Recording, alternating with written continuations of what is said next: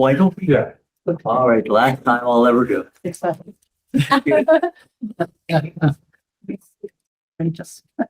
Welcome, everybody. I'd like to call the meeting of Committee of the Whole for today, October 18th, 2022, to order.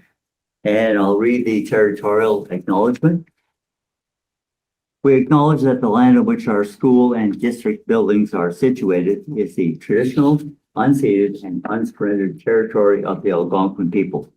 We also recognize the enduring presence of all First Nations, Métis, and Inuit peoples on the land on which we gather here today. We have regrets from Trustee Mike Gannett. I don't think regrets is the right word. Really enjoying himself, however. Where is he? And I'd like to, I don't think we have everybody else. Yes, we do. Fantastic. And I'll turn it over to Vice Chair David Kaiser, who will chair Committee of the Whole. Yes, I would like to welcome everyone here today to the Committee of the Whole. It is also my last meeting where I will be chairing Committee of the Whole as Vice Chair. It has been a pleasure. Everyone should have a copy of the agenda in their package. I require a mover and a seconder to approve the agenda. The Committee of the Whole. Trustee Adam and Trustee Boland, please. All in favor? And that agenda is carried. The second item on the agenda is we need to move into closed session for one item. And I need a mover and a seconder to move into closed session. Trustee Shields, Trustee Boland, seconder. All in favor? And be noted that we are now in closed session. I see the doors are closed. Sorry, open session. We can't open the doors. Thanks. And we are now in the public. Thanks, Nick. So the next item on the agenda, there's nothing in your agenda package. Our director is going to speak in regards to the Renfrewshire partnership proposal. Now, are we setting up someone online or are they here? It's here in person. Yes. To get them home. Okay. My understanding was that the mayor at Petawawa, Bob Sweet, was going to join us, but he's unable to. And I can't remember from the email who is replacing him, but my apologies for that, Director. I'll get you to introduce us. Certainly, I will. Just in occupying some space as our guest arrives, a member of our municipal staff has come to join us to share a little bit of what Mayor Sweet would have shared. Just in filling in a little bit of the time as our guest arrives. I was approached about 2 years ago. Good afternoon. Thanks for joining us. Hello, everyone. Oh, hello. Thank you so much. Was approached 2 years ago from a Mayor Sweet around a partnership proposal that was underway between Renfrew County and Renfrewshire, Scotland. With 4 components. I'm getting in way over my head here. I know. Bob's not here, so keep going. I'll turn it over to you very shortly. One of the 4 components had to do with education. And for the Board of Trustees, before we turn over to our guest, who I'm very grateful has come to join us, this was a very welcome call for me, from my perspective, in part, because as you well know, a number of years ago, we began a number of international education initiatives that were just fledgling at the time. And really, we're starting to move on that in the fall of 2019, hosting our first group from l'Académie Clermont-Ferrand, South Central France. We had planned on a return group of students for the spring of 2020, and that didn't unfold.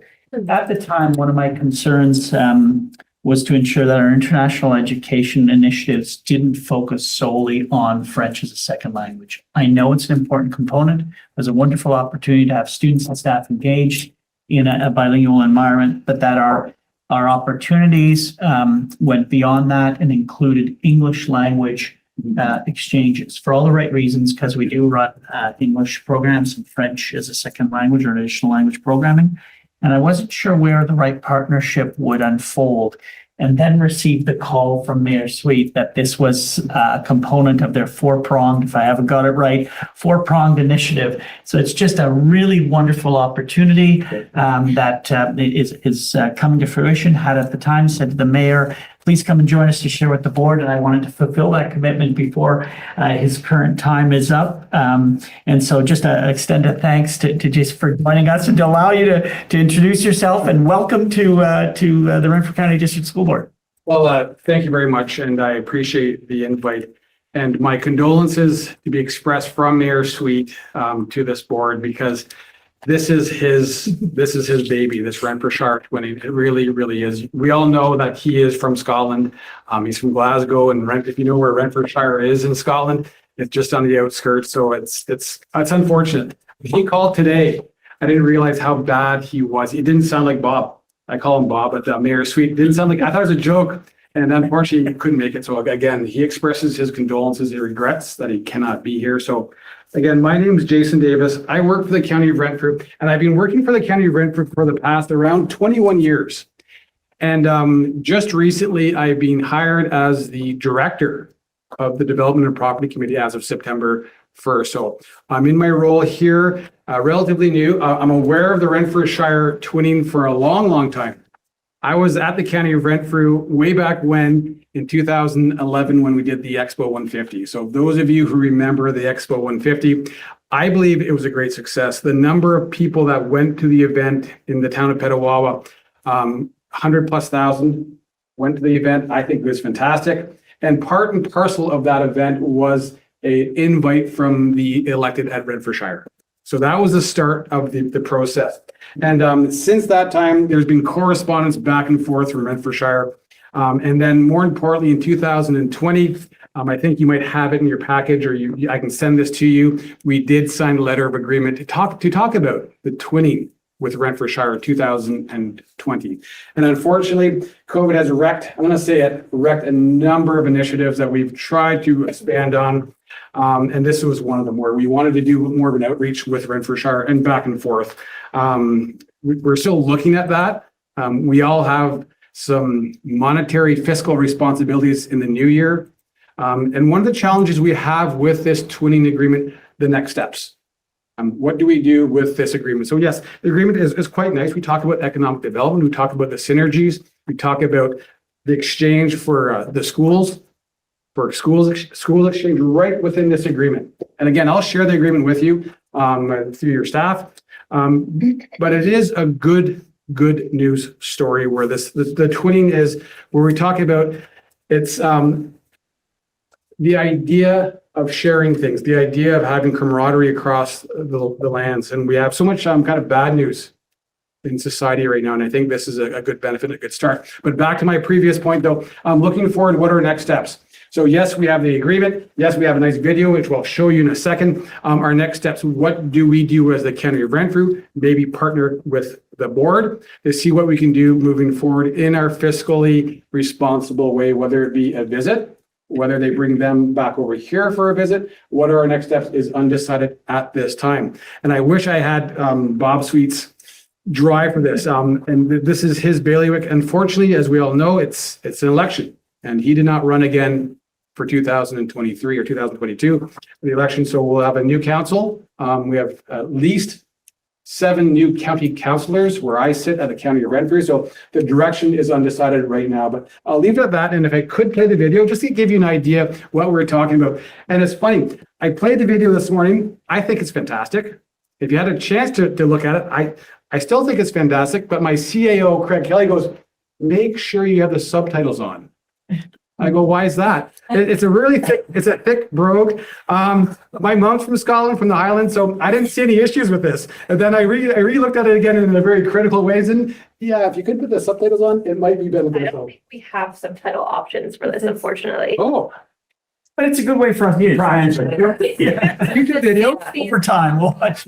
Yeah. It would be for the meeting, but I don't know if it Oh, was that's for, not, like, it's gonna put right across the whole thing, you know what I mean? oh, We can try it. Well, just Sharing your YouTube yeah, window, correct? So in YouTube, you can add the subtitles. yeah, I think that's what you've just I got. think that's what I did, but let's see if it doesn't, Let's see how it works. But you know what? For me, it was fine. But I'll let the listeners. Over with the old and back with the new. Lang syne it's ivy no way. we are. Over centuries and seasons for wild geese that flew.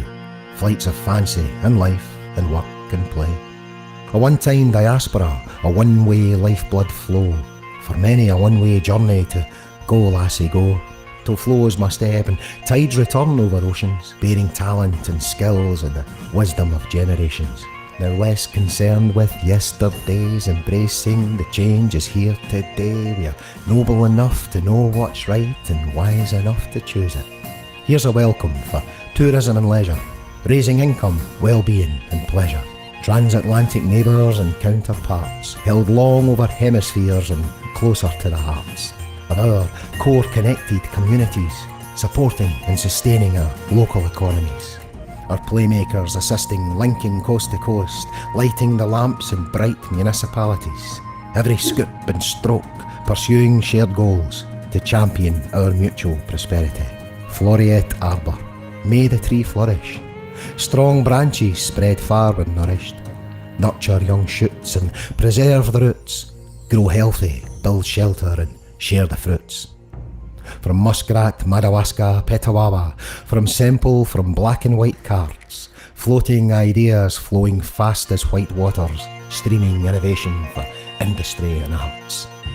Traditions kept going and stories shared, knowing where we came from to tell where we're going. And moving in step and jig time together, Cayley, step dance, real time for the future. Together, ensemble, colour, the English, the French, the Gaelic, in tune and harmony over the shared language of dance and music. An agreement of partners, twinning values and culture, honouring a shared past, planning a positive future.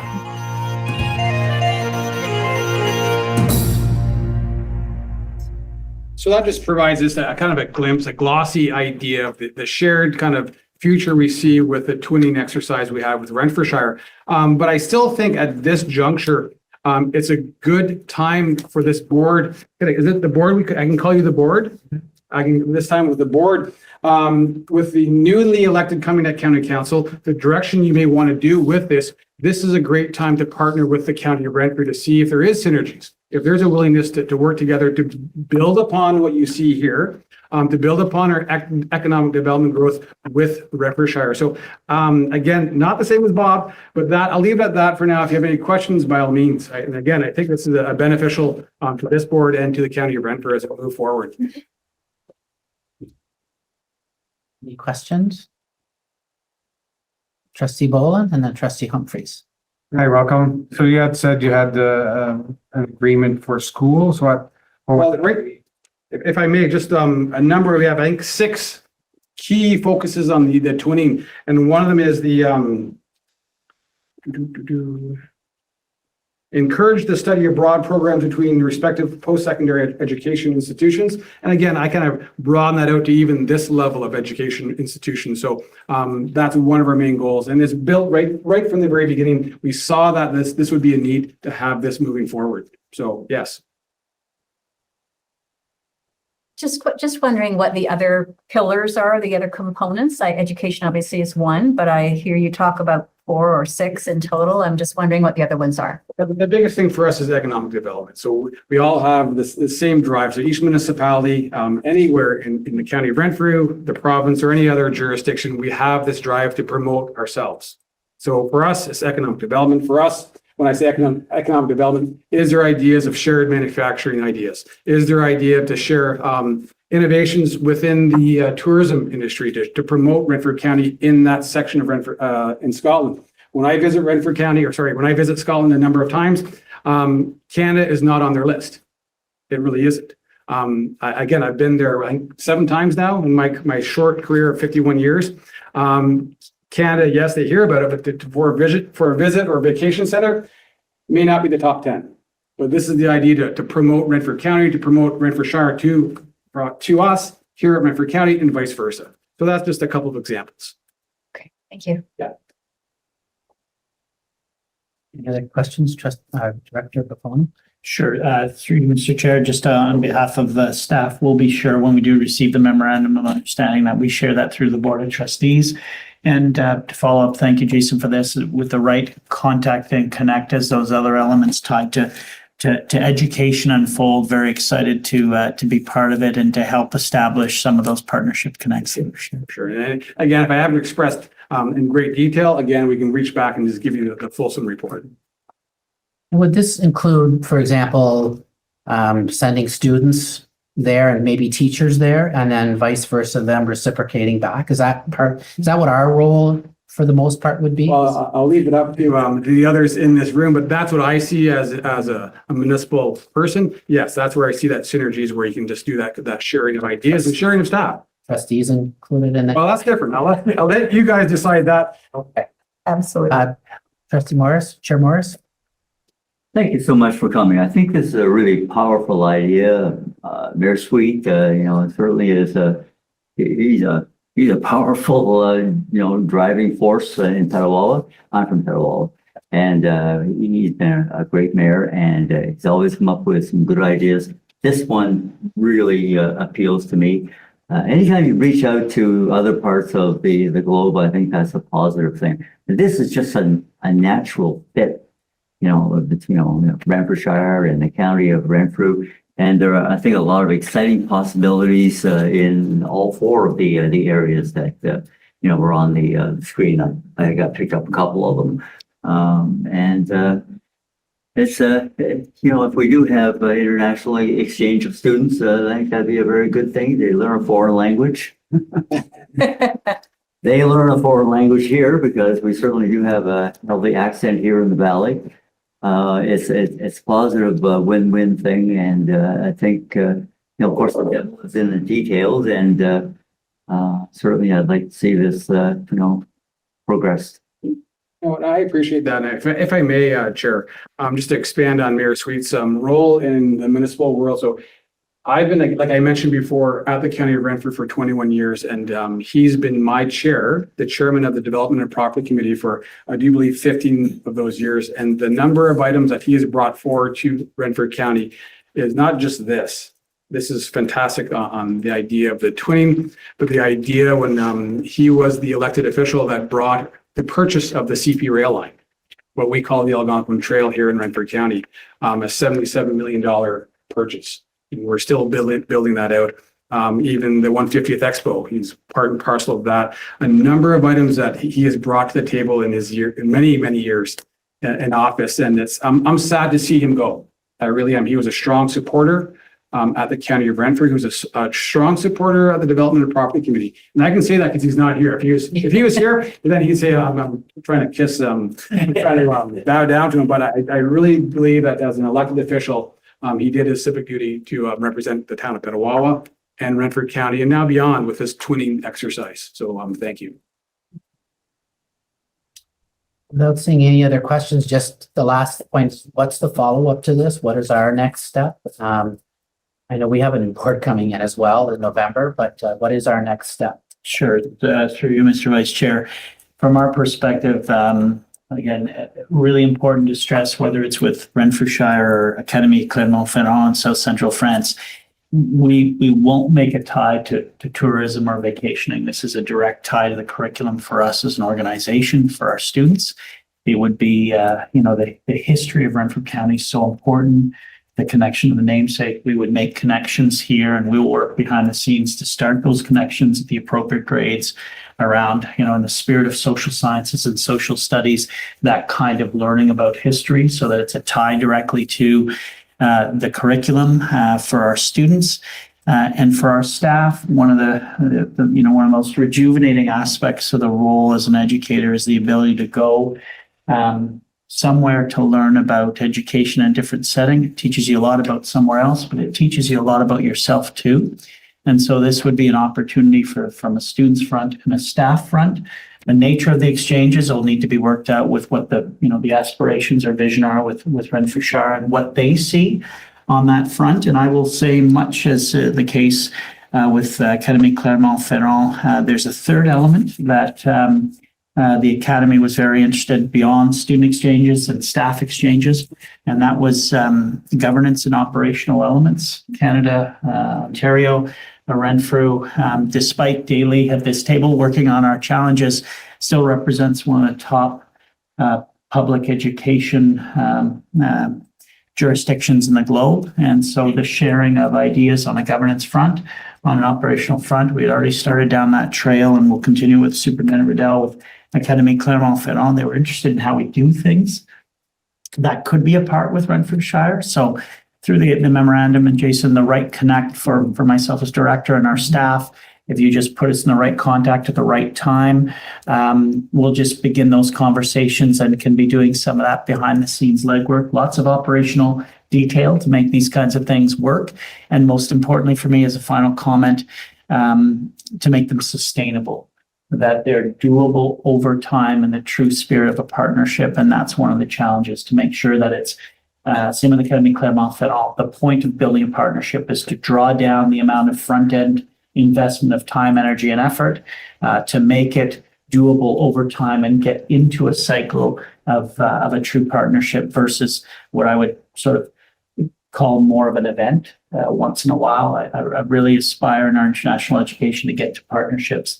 And then it's just a flow of new groups of students and staff experiencing what gets set into place as our model, whatever that model may be. And I know that that needs to be worked out, but to my mind, that would be the most important element, is to really make sure it's not a one-off event, but part of the exceptional experiences for our students and staff and our school communities as a broader governance and operational. Thank you. Thank you very much. Well, I Time. appreciate the time being Yeah. here. And the biggest thing for our next steps is, once the election is over, once we have the committee structures in place as part of our process and our governance models, we will be looking at doing a tour to Renfrewshire. That's the plan, have always been the plan before COVID. We'll ensure that you're aware of our process and procedures and our next steps, just in case you have the timeline is right with your decisions, whatever decision you may have, and it may fit. So we'll make sure you're aware of our process, and I don't want to not have an opportunity missed because of the lack of communication. So we'll keep that very much in the forefront. Thank you. Thank you for that. Chairperson Morris? For no further questions, I'd like to thank you very much on behalf of the Board of Trustees for coming, and I don't know, wherever you go, place to get something like this. You don't have to, but I'll pass it along to Mr. Sweet. How's that? Okay, that sounds great. Thank you very much, and nice meeting everyone. Appreciate it. All right. The next item on the agenda is enrollment, staffing, and class compliance. There was a report in the agenda package.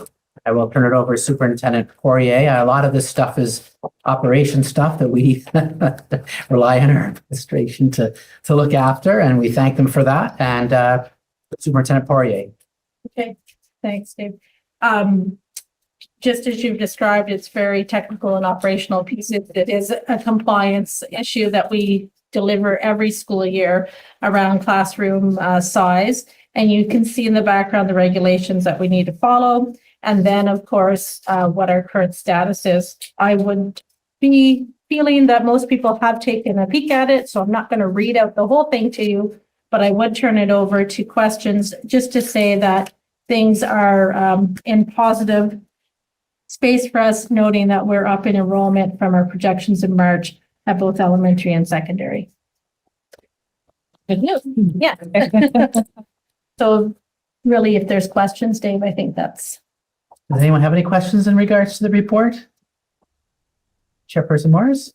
Not really a question, just a comment. I know last year we were quite pleased to see that enrollment started to actually creep up after agonizing year of declining enrollment. And 110 students in the secondary and 362 in the elementary is just mind-blowing. So that's amazing to everybody in the system, doing a really good job, and keep them coming. We were joking in the pre-meeting, we might have to open another school. Anyway. Trustee Adam?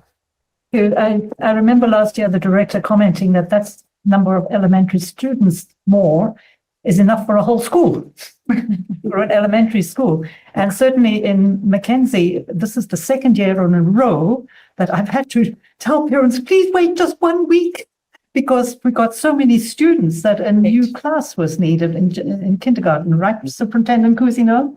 And the parents call me and say, why is my child in this class that has 35 in it or something? And they don't quite understand the process, but it was efficiently done. And such parents are usually happy as long as you can prevent them taking their kid out immediately and sending them to the other school. Right. So, yeah, it's very exciting to see that stuff. And we have to say that in Renfrew County, we are doing something right in our school system, right? Lots of things doing right because the people are coming to us in the elementary like that. And I think that's amazing. And I'm so happy about it. Good. And thanks for that comment, Marjorie, about the turnaround. We try to be as efficient as we can, but there's a lot of, last minute pieces and people moving and for us to be able to figure that out. But all the people here and all the people in our departments working together to try and get that transitioned quickly. And I will also comment at secondary that we were able to meet and resolve CAP issues much earlier than we contractually need to. And that's through good collaboration with OSSTF and their willingness to have some pre-conversations and then we meet and finalize. And it's, again, more efficient than we have been in the past. I'm very aware of that because I've dealt with that in the past and it was difficult to deal with that time, even though you knew that an adjustment was going to be made. You didn't know what, and then you have to effect it, right? Right. But it's particularly important for these parents who have a first child Absolutely. going to kindergarten and they don't care about your problems. They were No. in this classroom coming home. Yeah. Sure. So I really appreciate the rapidity with which that resolution and conciliation of the numbers and so on, and the decisions about where to put staff and the financial limitations that had happened so quickly this year. It's very good. Thank you. Chairperson Morris? Just a question. With enrollment going up, particularly in the elementary, are there schools that are having accommodation concerns in terms of enough space for them? Besides, of course, Herman Street moved 7th and 8th out. And now we're hearing about the good news problem at Mackenzie. Any others? I think there's a few spaces where we've had to rethink because they've had a period of time where they hadn't been. So certainly I know last year especially we saw an increase and it continued this year at Champlain Discovery as an example and needed to construct within the spaces that we had an additional kinder room and install some small people bathrooms within that space. That's one example. I know there was some movement of some students at Walter Zato into ADHS, and we had done that in the past, and they revisited it in order to make some accommodations as well. So those are a couple of examples, Brian. But, a lot of times it's also about saying what is the space that we do have and rethinking how we use it, because we maybe got comfortable with how we've been using it. As you know what I mean. We can all spread out into spaces. Absolutely. Thank you. Question? You're welcome. Anybody else? Okay. Thank you very much. Again, it's Thank you. a lot of work.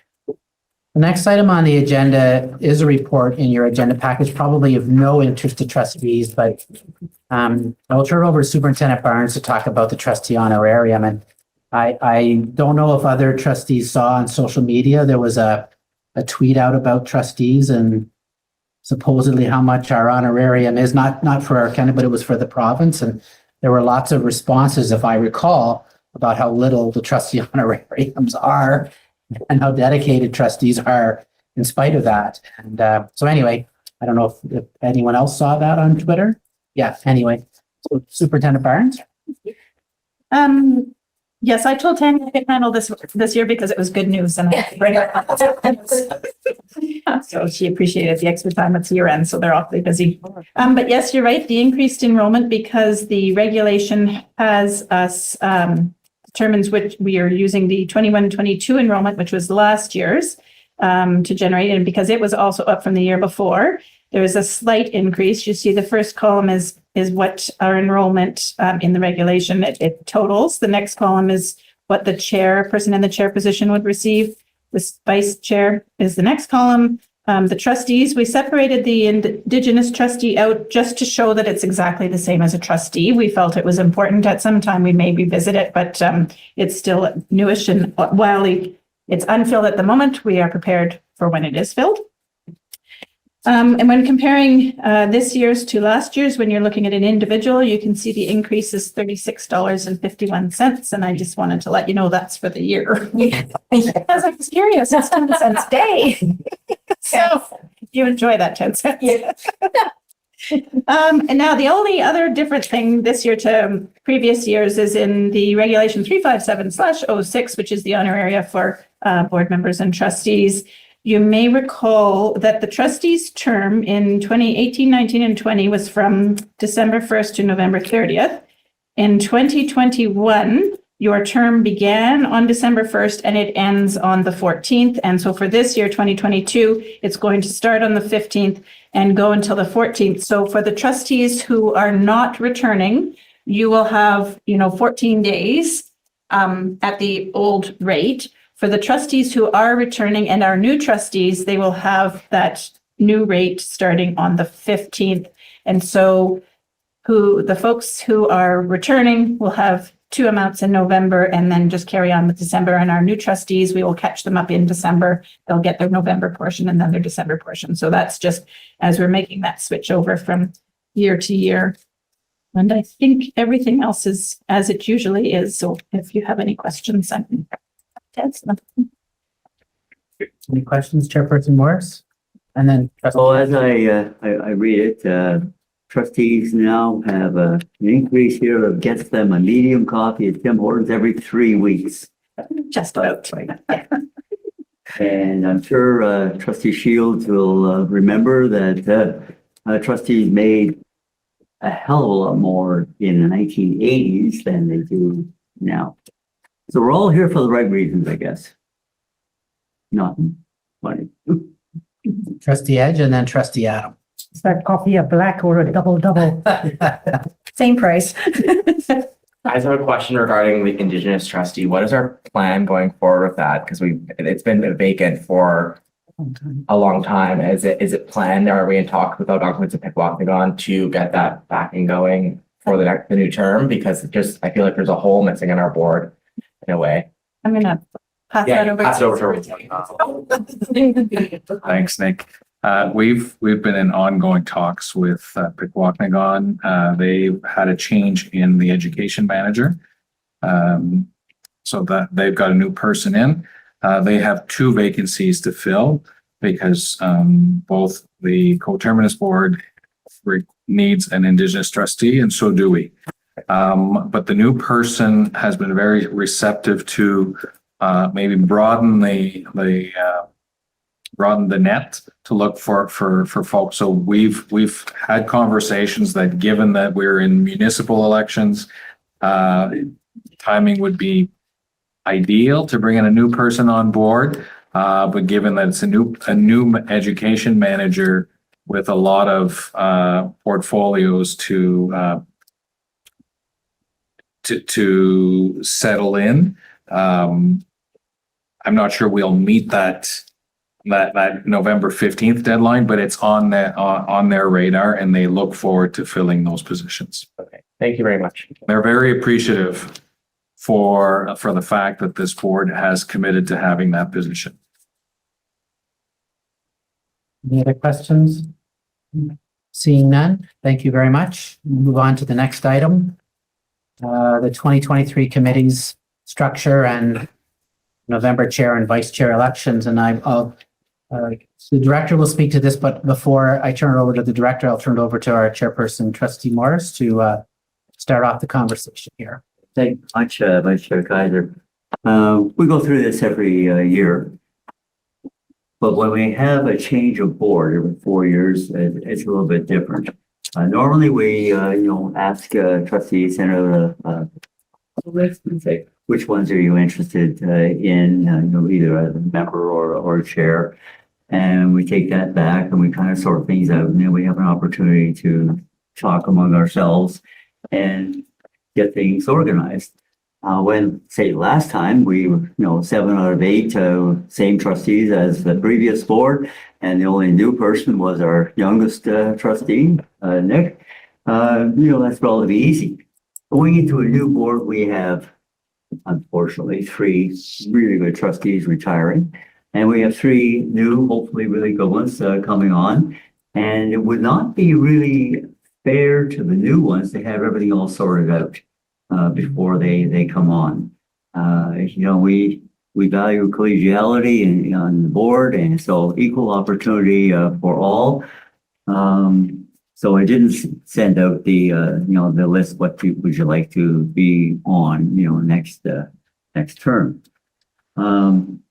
What I plan on doing is I've asked the director and Shelley to send out this particular sheet to each of the new trustees. We'll know the final one, of course, with the election in Renfrew coming up on the 24th.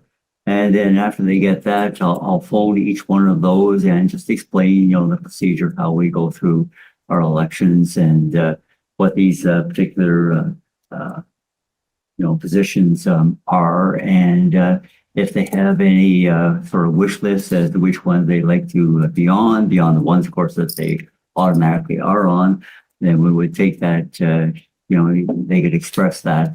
And I'll ask each of at the same time, the current trustees, which sort of wish list and will mesh the two. Thank you, Director. Just building on Chair Morris's comments, one of the pieces we'll also sort through between the 24th of October and the 15th of November is the flow of that first meeting. That is the one meeting on November 15th to start that I chair on behalf of the board in the absence of a chair. And then once a chair is elected, turn it over to the chair and the meeting continues. The only other 2 pieces from staff's perspective, one is on the far right-hand side of the chart that you have that we'll send out by that time. Between the 24th of October and the 15th of November, we will have the executive officer position filled. So there will be an individual's name attached to that. All of the other names and titles that you see there are confirmed. Staff has confirmed which members of senior staff are the liaison persons for those particular committees. So that's all intact on the right-hand side for you. But we will update it based on the executive officer position, and we will send out a communication in fairly short order on that particular position. I know it's not the item today, but will be an item forthcoming shortly for the Board of Trustees.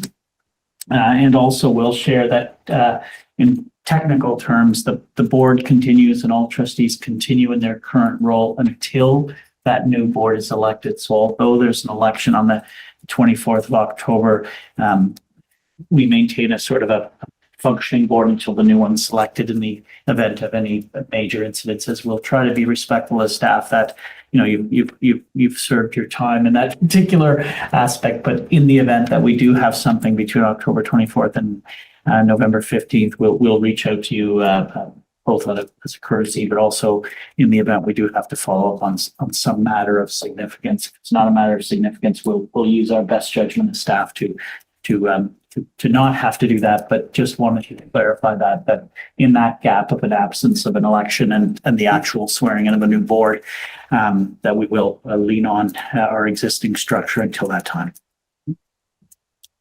Any other questions or comments? Trustee Shields? Yeah, I do believe that there's a transportation meeting in November. I have it on my calendar. I just wondered if that's. You know what, Dave, I'm going to take that and I'm going to talk that over. My first, if it's before the end of the 14th of November, I think we're okay because your term, the existing November 7th. 7th. Okay, so then your existing trustees, your term ends on the 14th of November, and so you would be able to sit on that on the 7th. Good point. Any other questions? In other words, we hold our current positions till the 14th and the new board comes in on the 15th and then those positions will be filled. Leo, did you have something as well? No, well, I'm just curious, for that November 7th one, that's, what they call municipal, I forgot the name. Lame duck. Lame duck, right? So I think it would be wise if we could postpone it till after the 15th. I don't know if you object to that. Did you want to go to it? It's like, so I'm just thinking, right, because you're in that period of time. No, I can do that. Trustee Edge, good point, Leo. There's also a student senate meeting, I believe, on the 6th or 7th. Yeah, I'm just checking here. I can't remember.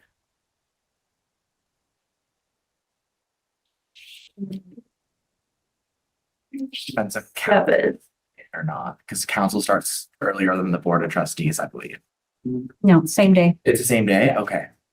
Mr. Chair, that one might be difficult to reschedule because I know the students have booked in the time. Yeah. Would it be acceptable to the board if we continued the meeting and did our best to avoid any major decision-making pieces? And then, the courtesy of informing whoever both the existing members of the board of trustees, but the new incoming once that's settled on what was covered in that meeting, just to avoid canceling on the students. Okay, that's fine.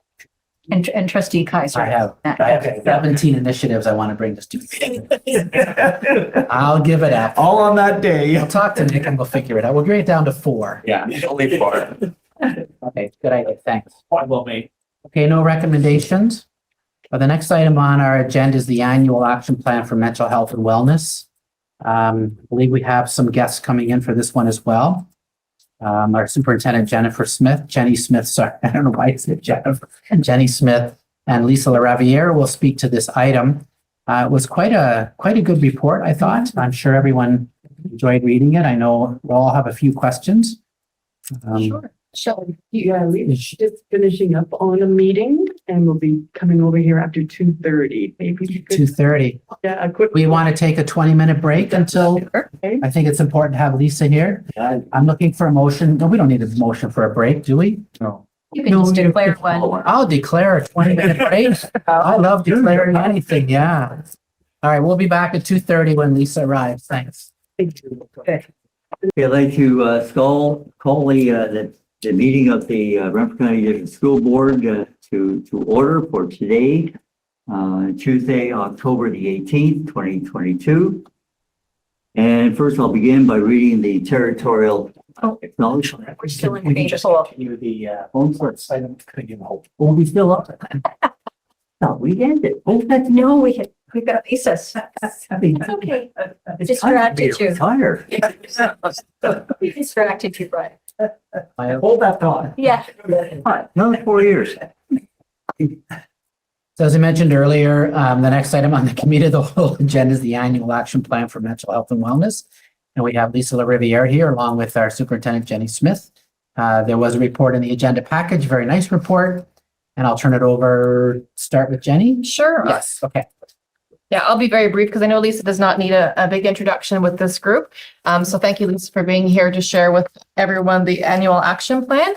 And as the report indicated, Lisa will share with you how the work that is planned for this year is a continuation of many of the efforts that were put in place in previous years with some extending opportunities. So she will talk through some of those with us, and just also wanted to share learning new things about this portfolio. It's one piece of that. We recently had a meeting with Teresa Kennedy from School Mental Health Ontario, who very much emphasized how lucky our district is to have Lisa in this role and how fortunate we are. And I know that we all feel that way, and that's becoming really clear to me too, even more so as we work closer together this year. So thank you, Lisa, for being here to share with us today. Thank you for the warm welcome. I appreciate that.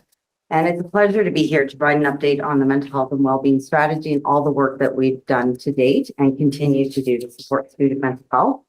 I just wanted to highlight the picture on the screen is from our June PA Day at Camp Smitty with our team of school support counselors and social workers, and just how fortunate we are to have such a dedicated group that support our students on the ground every day in schools.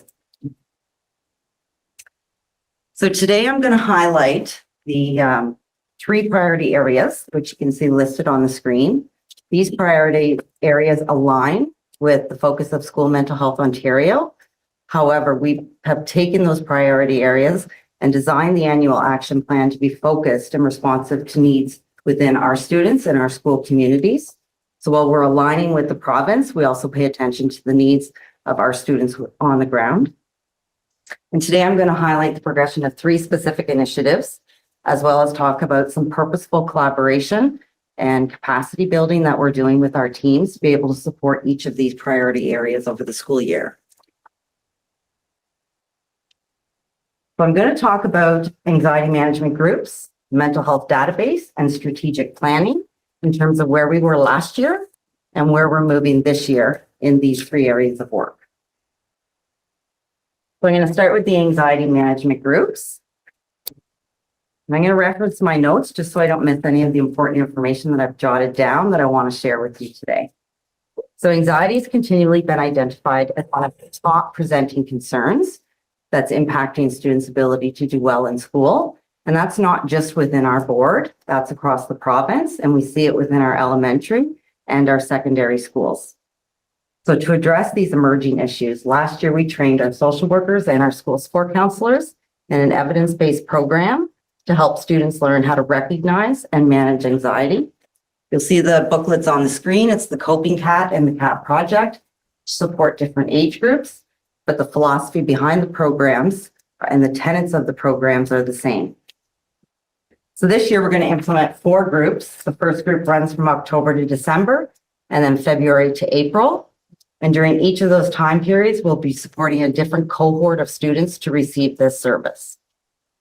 During the group, students learn that anxiety is a normal response that we all experience, and that the function of anxiety is to actually alert us to potential danger.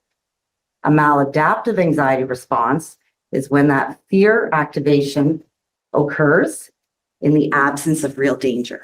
So they're actually having the stress fear response in a situation that's not helping them. And so all their energy goes into coping with what their mind and body are doing instead of being able to accomplish the task at hand. So in this group, they'll be able to learn about those maladaptive strategies, as well as being able to develop the skills to be able to recognize that they're having that anxious response and then move through to develop the skills to cope with the anxious or feared situation.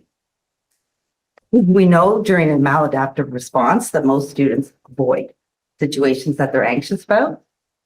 And over time, their world becomes smaller and smaller and smaller as they start to avoid all of the things that make them anxious. So through this program, we're hoping to expand their world slowly by helping them to approach those feared situations and providing the support for them to try and move through that and realize that they can address feared situations and come out the other side okay.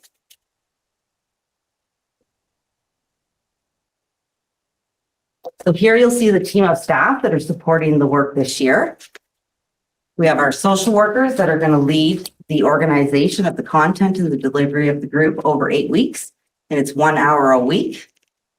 The school support counselors will be supporting the co-facilitation of the group, so they're supporting group processes and being able to provide coaching to students in between group sessions, because they're the ones that are in the school 5 days a week. So they'll know the content of what was delivered, they'll know what each student is working on, and they'll be able to provide that coaching support should a student reach out and need that support in between those group sessions. So in September, we had the social workers and the school support counselors collaborate to identify students that they thought might be appropriate for the group. The social workers met with each student and used a screening process using clinical tools so that we could identify students with mild to moderate anxiety, which would be appropriate for participation in the group. We did have some students that scored high, and we provided individual support for them or a referral for service because a group setting wasn't going to be the most appropriate to be able to meet their needs. Each student receives a workbook at the outset of the group. We keep the workbook throughout the group, but we provide photocopies of the homework assignments so that they can have those from week to week. At the end of the group, they get to keep their workbook, which outlines all of the skills they've worked on, as well as continued pages that they can identify feared situations and keep practicing these skills. Because we know that in 8 weeks, they'll develop the acquisition of the skill, be able to approach something small that they fear, but they're going to need to continue practicing receiving support over a lengthy period of time to be able to retrain the nervous system to respond differently in those situations. We also engage parents in this process, and there's a consent. So each parent consented to their child participating in the program because we are releasing them from instructional time that once a week for an hour to be able to participate. We sent an information sheet home that talked about the program, explained how the program works and the skills that are being taught, as well as the social workers' contact information should parents want to reach out or have questions or concerns. The social workers also tried reaching out to parents just in a friendly conversation way, left messages, or did connect with some parents, but we're making every attempt to be able to provide an in-person experience for all of those parents. At the end of the group, the social worker will follow back up to be able to reinforce the skills taught and how they can continue supporting their child at home and through the things that they're doing at school if they're still continuing to encounter situations that are difficult, and how the parent can support and encourage or connect back with the school should they feel like more support is required or more individualized services. So very exciting to get these groups off the ground to be able to provide this specialized support for students. And you'll notice that we've targeted different age groups. So each of the pairs is working with a different age group. So we have 7 and 8 for Mary Fulton and Alana. Heather, Angus, and Pam are doing grades 5 and 6. Alicia and Claudia are doing grades 11 and 12. Adam and Angela are doing grades 9 and 10. And we strategically did that so that we can see during these pilot programs how the group delivery happens over the grades so that we can learn a little bit more and adapt our programs to be able to meet those age grades and what they need. Next, I'm going to talk a little bit about the progression of the mental health database. And again, I'm very excited about this. We've worked super hard to get this off the ground. The database itself will help us to be able to securely store information, be able to share information, to track and manage our referrals, as well as provide reports that help us look at what our needs or our gaps are within the system, or areas where we're providing lots of service, for example, in different pockets of the district. So overall, it's going to give us lots of great data to be able to inform our work going forward, as well as managing the referrals and the needs that students have. So last year, we worked with LearnStyle to develop a test database. In that test database, we set up all of our referral processes and configured the sharing of information. This year, we launched our live site on September 26th and provided training to school support counselors and administrators in September. And the social workers were part of the training team, so they were brought along throughout the whole test site and implementation, as they are the ones that are mostly in the database, managing a lot of the referrals. Access to the mental health database is restricted to the following roles. So myself as the mental health leader have access to the whole database to be able to support the administration of it. The principal has access, the school support counselor, the social worker, and the superintendent. So while we're allowing each of these and only these roles to access the mental health database, even within these roles, we can further secure information and documents to be able to honor the student's confidentiality. So while we can always see that a referral has been put in the system, you can't always access the supporting information. The documents may be things the student is sharing or what's being worked on, and that's secured based on the role. If we have consent to share information, so that we're able to even navigate further security within each of those roles. Now, I'm just going to provide a kind of high-level overview of some of the capabilities of the database and just give you a look at what it looks like. So once you enter the database, you'll see the referral requests, and there's 7 different referrals listed under student referrals. So that's 7 different types of referrals that we can submit that are attached to an individual student. Down below, you'll see school-based referrals, and those are referrals that are connected to the school itself. So there's 2 different types of referrals. One is a consultation that a principal or SSC will reach out to the social worker to consult, but the student hasn't given permission, so we're not able to use their name. So that's a consult that will track, but it's connected to the school and not a particular student.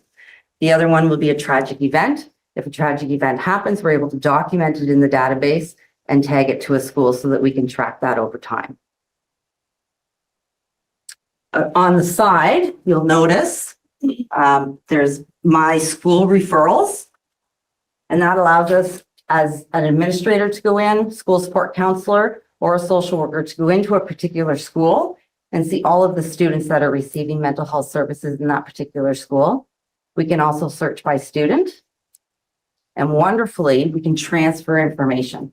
So if a student is at one school connected to a particular school support counselor and social worker, and they move and now attend another school within our district, we're able to transfer that student's file information over to the new workers that will be supporting them. And that's extremely important for the continuity of service and support that they're then going to get at that new school. Previous to the database, we would have did that all just by talking and trying to have conversations. Now it will actually follow them, which is fantastic. Okay. And then the other important feature you'll notice is there's called a follow-up report, and that's attached to two specific types of referrals. One is suicide risk and a tragic event. So the follow-up report, when a suicide intervention is done with a student to create safety and support them in that moment, a follow-up report will be prompted 14 days later to make sure that there's follow-up done. There's follow-through on the intervention plan. There's follow-up to see how the support is going. Does the student need anything else? For the tragic event, we've set it up so that a follow-up notification will happen a month before an anniversary date of a tragic event. And that's to allow a school community to become alert to any students who might be impacted by that anniversary date so they can begin to be alert and watching. And it allows them to also just monitor their school community. Over time, if we see trends, we might notice certain schools, if they have lots of different tragic events, it might actually impact their staff and students, but we'll have some data to help us understand what's happening in that school community and better equip us at a central level to be able to respond. Okay, next I'll move into strategic planning. So last year, we really focused on gathering stakeholder feedback to be able to inform the priorities of our strategic planning process. This year, we'll be using the data that we collected, as well as other reports that we provide to School Mental Health Ontario, our school survey, what data is available to us to help inform, and we'll be developing the next 3-year strategy. I've listed the mental health leadership team so that you can see the vast representation we have that's there to be able to support this work. And those that are highlighted in the blue font are part of just a small task team that meet outside of the mental health leadership team meetings to keep the work going and keep the leadership team with a process to be able to help us accomplish this work over the school year. And as I wrap up, I just want to touch on the purposeful collaboration and capacity building that we've built into the action plan for this year to be able to provide tiered support. This work involves collaboration among leads within our own district so that we're aligning our work with respect to building the capacity of our school support counselors and our social workers. And we've also targeted alignment of our work around any initiatives that support student engagement. So for example, in the mental health portfolio, we do something every year with the Student Senate around Mental Health Week. So this year, I've already began to have conversations with Amy Johnson, who will support us around equity and identity affirming practices, Tina Nielsen around Indigenous and culturally relevant practices. And so we'll be embedding that learning into our group that supports student mental health, as well as monitoring our action plans so that we're staying and helping each other to embed this work collaboratively. We've partnered with Victim Services of Renfrew County to help provide training to our team in the human trafficking. And I'll be providing further in-service to our team around navigating the school board protocol for suspected or confirmed cases of human trafficking, because our school support counselors are often the primary contact at the school. So they need to have a better understanding of the protocol and the process to connect with community resources based on what the student needs. I'm also very pleased to say at elementary, all elementary school support counselors will receive intensive training in collaborative and proactive solutions, which is being offered through Lives in the Balance. So that's the organization. And the work is being led by Shannon Cassidy Rouleau. And she has 2 itinerant SSCs that are supporting her this year, Derek Tackney and Melissa Wiley. So that training happens twice a week or twice a month. And the team comes together to provide the training. And then we also have debriefing sessions designed so that we can have more focused conversations from the training to the practice of how they're implementing what they're learning within the schools with students. We'll also be looking at community circles and providing some in-service to our team around that. Community circles is about using a circle formation and building mentally healthy classroom cultures where you engage the students in helping to create the culture that's within their classroom and their school. And tied to circles is restorative practice, which is a process about repairing relationships when there's been conflict or harm. So we'll be focusing on both of those so that we're providing a wraparound in terms of supporting everybody and then being able to provide specific support when students need that repair function. Kids Have Stress Too and Stress Lessons is an evidence-based program to be able to teach students about stress responses and how they can cope. We know that everybody experiences stress and that this is foundational learning for all students. So while we've had the program in the district for years, this year we've made it an expectation that all school support counselors will collaborate with an educator to implement it in one classroom. And our long-term goal is to expand that over time with the goal of really building the educator's confidence and skill and being able to embed this into their classroom conversations as a tier 1 universal support, because regardless of which class students are in, they're experiencing stress. And so we need to continually have these age-appropriate conversations with them as they progress throughout their school years so that they develop this ability to recognize when they're experiencing healthy stress and when it's becoming too much and they need to reach out for support or access their toolbox of coping strategies that they've developed over time.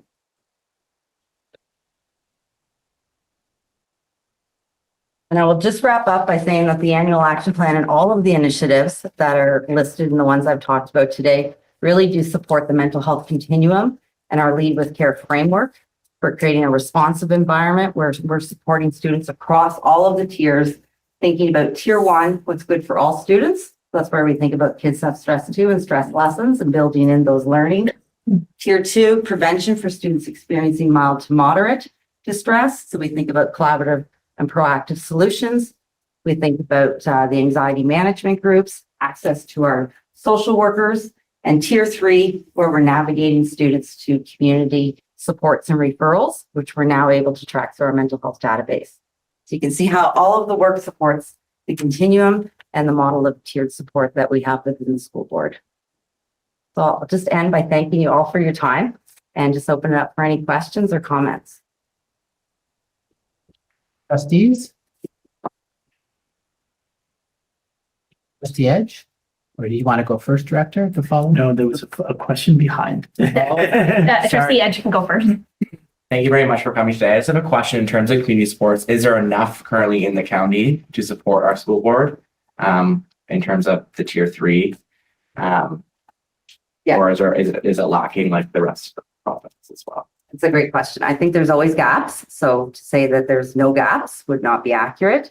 But one of the things that's happening through the Moving on Mental Health planning initiatives and the ministries working together is they've developed, it's called One Call, One Click, which is now a new navigation resource that's tied to multiple, I think it's over 32 agencies, including services within the county, as well as the Eastern region, so that if we're experiencing a gap within, we can now access One Call, One Click, be able to support our families to access those professionals who know all of the broad range of services so that we can expand our network and close some of those gaps. Okay, thank you very much. Great question. And then Trustee Shields. Well, I'll probably turn it over to Ava or Taylor, but I know, Lisa, at our first Student Senate meeting, our Senate members, there was a large discussion about stress around exams. And we hadn't really thought that it was going to be that large of a topic, but then keeping in mind that many of these students, have never written an exam or they're in grade 12 now and haven't done one since grade 9. So it really became apparent that that is a real priority for the Senate this year. So maybe Taylor or Ava, I thought I heard one of you put up your hand if you wanted to comment or if you had any questions for Lisa around that. Yeah, so kind of going off what Hannah said, Student Senate has been really trying to focus on relieving stress and anxiety around exam periods. And I think your presentation was extremely well put together. And if you would be interested, I believe it would be really beneficial to have you come to one of our Senate meetings as a guest speaker, just to discuss more about this program and how we should go about this. Absolutely. I would be happy to attend, and we can even talk about doing something specifically to target exam stress. Okay, thank you so much. Thank you. Before I get to Trustee Shields, Superintendent Smith. And also knowing that Krista Rakowski, who's the student success leader, was part of that student senate meeting and is in regular contact with the student success teachers. So that would be a nice connection for her also to be able to reach out to the student success teams at each secondary school. Trustee Shields? This is fabulous. I guess my question is, how do you deal with a situation where you discover that the child's stress originates in the home? Well, we do two things. One is we focus on what we can do within the school environment to make school the best experience possible. And we try our very best to collaborate with parents to offer pathways to resources and support, including support for parents. Because oftentimes when your child is experiencing a challenge, it's overwhelming and stressful for parents too. So we can provide resources and information to help the parents, as well as what they can do and where they can reach out to support their child. Trustee Boland? Thanks.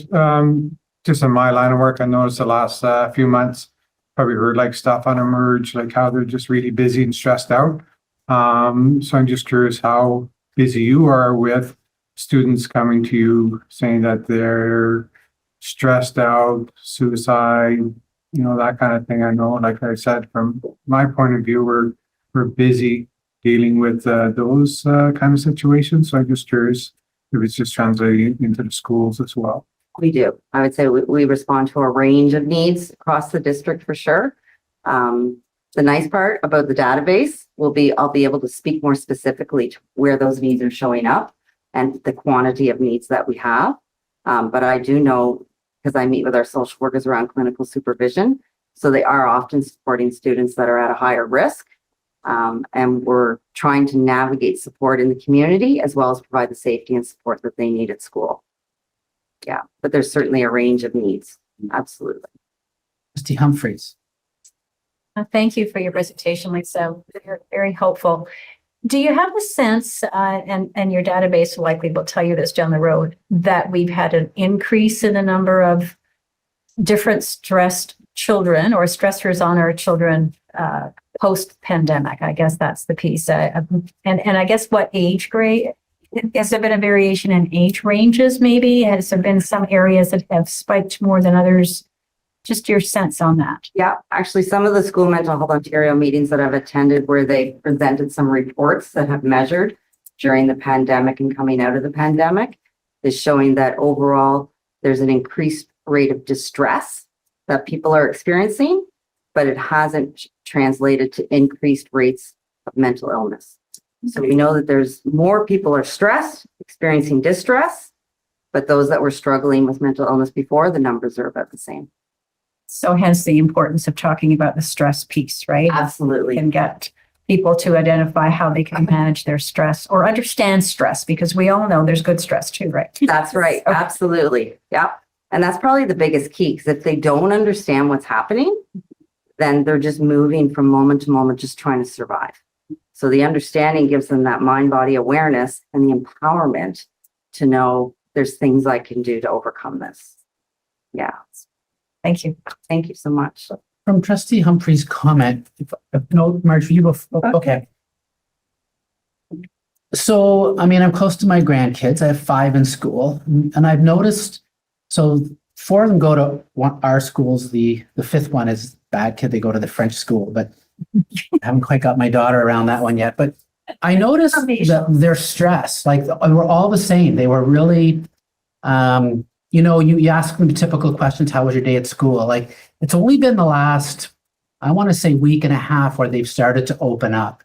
And I noticed they all had this, like, I guess I'm going to say, high level of stress going back to school. And I don't know what it was, but I think it kind of on what Trustee Humphries saying. Have you seen that with, like, again, the last little while. They seem to be having fun again. Like now they would never talk about for the first few weeks about new friends. Now they're talking about new friends. I just found it very different from previous years. And I mean, can't talk about the COVID year so much because the online was not really taken that seriously by my grandkids anyway. But are you seeing that with kids? Are they fitting, like, is back to normal now becoming back to normal? Did it take them this long to get adjusted, or? I do believe so. I know certainly across we're hearing about increased needs, and all more importance on that focus of tier one. What are we doing to support the whole school? Right. But I would say, the things that trigger stress are new situations. So when we think about the inconsistencies through the pandemic of being at home, coming to school, and just the length of time that happened, it can lead to a buildup of coming back to what we think is a normal school year. I don't think it's quite normal yet. Maybe we'll have a new normal, but I do think that, there was increased stress or distress about coming back to school this year. And then it takes extra time to settle in, for sure. That makes sense. Okay. Superintendent Poirier. I just wanted to add, when Lisa's sharing the pieces around everything that's happened, but certainly the mental health database, that was a huge undertaking that Lisa did for us. Lots and lots of thinking around it and working with the company that is helping to support it so that we have all those pieces that she said that are so important. And I just know from, on the ground running things that Lisa's doing to support people in people time, and then what that took. I just want to express thanks for that, Lisa, because I know it was a big job and it didn't just happen over a couple of months and then it was gone. It's been an ongoing process, and it's just so happy to hear how it's now ready to launch, and it's fitting I think in really well with where we are in terms of tiered supports and some of the changes around the roles and seeing the school support counselors and the social workers work together. I think it's all coming together really nicely, but just, I know that she does a lot, but that was a big job. Big job. Yes. Thank you, Superintendent Cousineau. And just to build on what Jacqueline is saying around the database, one thing, I'll put my ICT hat on, and how we use technology. This new tool will allow us to really be more mindful of privacy and confidentiality because the data will reside in a database as opposed to people firing off a number of emails and a copy of a report and a copy of this. It's going to be in a secure database. So moving forward, I think we can be more confident that the way we are handling very sensitive, very confidential information will be done in a way that is more secure. And I think that is a huge step as well for us as an organization. So thank you, Lisa. So much. Trustee Adam. I would like to also thank you for this presentation, which was very clear and easy to understand and digestible in one chunk for me. And I appreciate that because it's a very complex and multi-veined operation, and I appreciate that too. And I'm glad I don't have to know all the little bits, but it's been very helpful. And I was going to say things much as Vice Chair Kaiser said about the anxiety level that I've observed. I've sort of prided myself on keeping up with a lot of teenagers since I left my job in a high school, and 4 of them now are my own grandchildren. And last year, when they came back when did they come back? March or something? I forget when they came back last year. The anxiety level was through the roof. They were all quite sure they were the only ones who couldn't understand what was going on, who'd missed chunks and didn't want to go to school. They were happy to go and see their friends, but they didn't want to go to school. They were scared. And this year, they were also, some of them scared of going back in September and very anxious about that. But I've seen the anxiety level just drop like that since September. And I don't know whether it's because of your marvelous work or whether it's because they're kids, they don't remember last year's song. Maybe, I don't know, whatever. But it's been very helpful to me because I'm like Vice Chair Kaiser, I'm quite close to my 4 teenage grandchildren. And I know what's going on, and they ask me for help and they talk to me. And I was really alarmed last year when they went back to school. I could sort of see these kids, these children of mine, flunking out of school because they were so afraid to go back and tackle it all. And it's come right this year. And they're not all in Renfrew County. So, it's not only here, but you certainly have it going there. And I really appreciate that continuum understanding and who's involved in what level and in particular, the confidentiality of the new database. So thank you very much. Thank you so much. And I'm glad the kids are coming out. Absolutely. Yeah, you can kind of see them. It is interesting how you can see it, right? You can see a relaxed body posture, kids smiling, socializing, where when they're in an anxious state. Just talking about being at school. And not being shut down. Yeah, absolutely. So, and I think it speaks to the credit of all of our school staff who are creating great environments for kids, helping them to feel comfortable, as well as the tiered support that is available to support them. Chairperson Morris? Thank you very much, Vice Chair. You thanked us at the end of your presentation for, our time. We thank you for your time, and we thank you for your work. The problem out there in terms of mental health, anxiety is a perfect example, big catch-all. It's real and it's extensive. I see it in the kids that I meet, ones we have still at home. And it's extraordinary real. There's social anxiety, problems, parents wonder, how could it be so extensive at school? It's unbelievable. As we get older, we tend to think of our school days as sort of rosy kind of thing, but it's difficult for an awful lot of kids even to get to school. And when they get there to survive, they feel that they're often, different from many others, or someone's picking on me, or they don't like me, and it hurts, and the pain is real. And parents put a lot of expectations on kids that may be unrealistic, and kids are just not ready to perform to the level that parents want, or they have different expectations. Thank you so much for your work, and your work will never come to a conclusion. But you can make things a lot better and for, many of our kids, and you are. So thank you so much. Thank you. Trustee Humphries and then Trustee Boland. Yes, sorry for a second question. I was really interested in the anxiety management group. So it is a pilot project. Is that what I understood you to say? So we're trying this out to see how it works. I guess I had two questions. Yeah. One is, how do you decide if it's no longer a pilot, but something that we integrate into our system? And secondly, I'm wondering about the students that you're working with. I think it's wonderful that we're dedicating some time to those that have been identified as particularly in need. What's the follow-up for them once that 8-week group is finished? And I know they have the workbook, but is there anything else specific that's being followed up with? Yeah. So at the end of the group, actually, when they do, the social worker does the post-screening, we'll be able to see has it impacted their anxiety score, have a conversation with them about next steps. So it could be more individualized support that they need. And we would put in referrals. Our social workers can also provide some of that follow-up. Or some students might say, you know what, I'm just going to try it on my own for a little bit. And then they're always welcome to come back if they need additional individualized support. And speaking to the pilots, we're saying pilot programs because it's our first ones. We're going to use them as learning. But our hope going forward is that we offer these regularly throughout the school year so that we can provide that support to students, because we know it is the top challenge that students are struggling with. And often they think they're alone.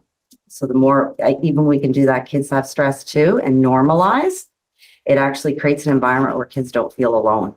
And that in and of itself supports their well-being and reduces the stigma about reaching out for help when they are noticing, hey, I've got a maladaptive response. This is getting in the way of me doing the things that I want to do, or the things that can help me be successful.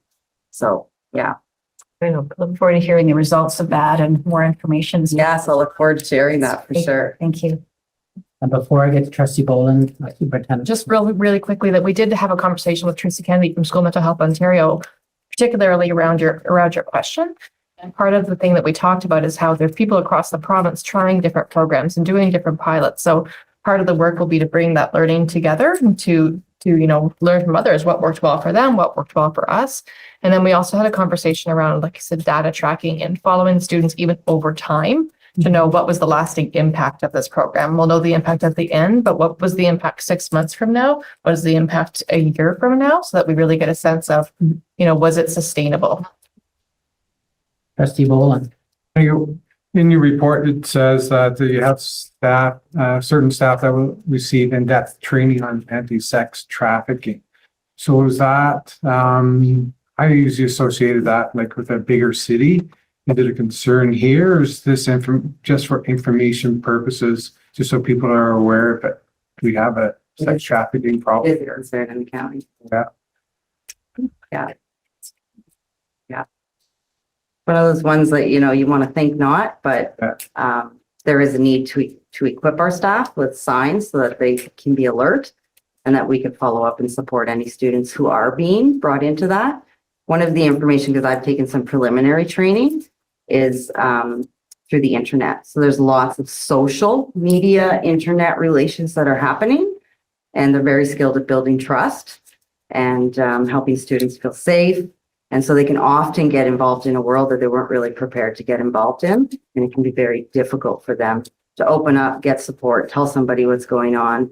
So the more that we have eyes and ears on the ground, just looking for some of those warning signs, the better we can intervene early and help support students to get out of what they might have got involved in or stay away from it if they're not quite involved in it yet. But it's certainly scary to think that is a concern in the county for sure. Trustee Shields. Yeah, I have some mental health advice for the adults in this room. If you're feeling stressed, don't watch the news. My goodness. That's very great. Or limit it, right? So that, absolutely. Lisa, seeing no other questions, I did have one. I noticed in the report that in terms of students feeling safe in school, I think it was 54% in elementary and 52% in high school. So I'm wondering where that, obviously I don't know what the questions were to students, but is that related? I guess I'll start off by saying I have a concern that do students actually feel safe in the classroom, and what is it that is causing them the anxiety that they're answering they're not safe? Is it the COVID factor? Or is there other issues like bullying and things that, like, did we discern that? Did we figure, I thought that number was extremely low. I would have been happier to see like 75 or 80. Then I got to thinking and spoke to the director. Could that have been a COVID thing? Are they feeling unsafe because of? Well, the timing of when that was administered was during a school lockdown. So they were doing it from home. Oh, okay. So potentially there could be an impact on, they weren't in school at that time. And there was increased fear just about contracting COVID and, all of those. So there's potentially that impacted the score for sure. Will we be asking that same question this year with students just to have an idea? I always believe the environment and the classroom is important to learning. Everyone knows that, but they have to feel safe and comfortable, I guess. And so, okay, I look forward to that. Yeah. It'll be administered again this year. And Jenny, maybe you have more to add. Just a couple of roles ago, I looked after the Our Schools survey as well. And if I remember, it definitely was higher. Like our percentage was higher sort of as a trend in the past, and more sort of aligned with national sort of percentages around that. Okay. So it will be really interesting to see this year when that's re-administered in a normal school day, what the impact on that report will be. So hopefully we'll be able to see an increase there. Vice Chair, there's some interesting research as well on, you've got to be careful not to read too much into it because of one extraordinary pandemic experience, but I'm being really cautious about the interaction, especially with young students around their perception of themselves as vectors of harm because they had to mask up and feeling that sense of passing on something that's not really within their control. And again, these are probably more longitudinal studies over time, but just that delicate balance when prompted with a question like this, not only in the school setting, but also from home, especially leading to both Lisa and Jenny's comments around the numbers. So it will be interesting to see it over time and other studies that come out around how public education really interacted with a global pandemic and what we learned from it. Seeing no more questions, I just want to reiterate from what my colleagues have already said, how much respect you garner around this table and how much we appreciate what you do in a very challenging area, especially so today. Thank you very much. By the way, I think you've had a few of these before. Oh. Formal recognition of all your work and thank you for bringing it to us today. Thank you so much. Always a pleasure We to always be here appreciate you coming. and I enjoy it. Thank you so much. Thanks, Jenny. And this concludes Committee of the Whole for today, unless there's any other business I'm not aware of, and just appreciate everyone's participation today. And I'm looking for a motion by Trustee Shields and a seconder by Trustee Edge to adjourn Committee of the Whole. All in favor? And thank you very much. Okay. Now we have 45 minutes. Shall we move right along? How about a short break? Short break? Sounds good rehearsal though before. Exactly. Okay. So let's call the meeting of the Renfrew County District School Board for today, October the 18th, 2022, to order. First, I will read the Territorial Acknowledgement. We acknowledge that the land on which our school and district buildings are situated is the traditional, unceded, and unsurrendered territory of the Algonquin people. We also recognize the enduring presence of all First Nation, Métis, and Inuit peoples on the land in which we gather here today. And I'll ask Trustee Marjorie Adam if she would give the invocation.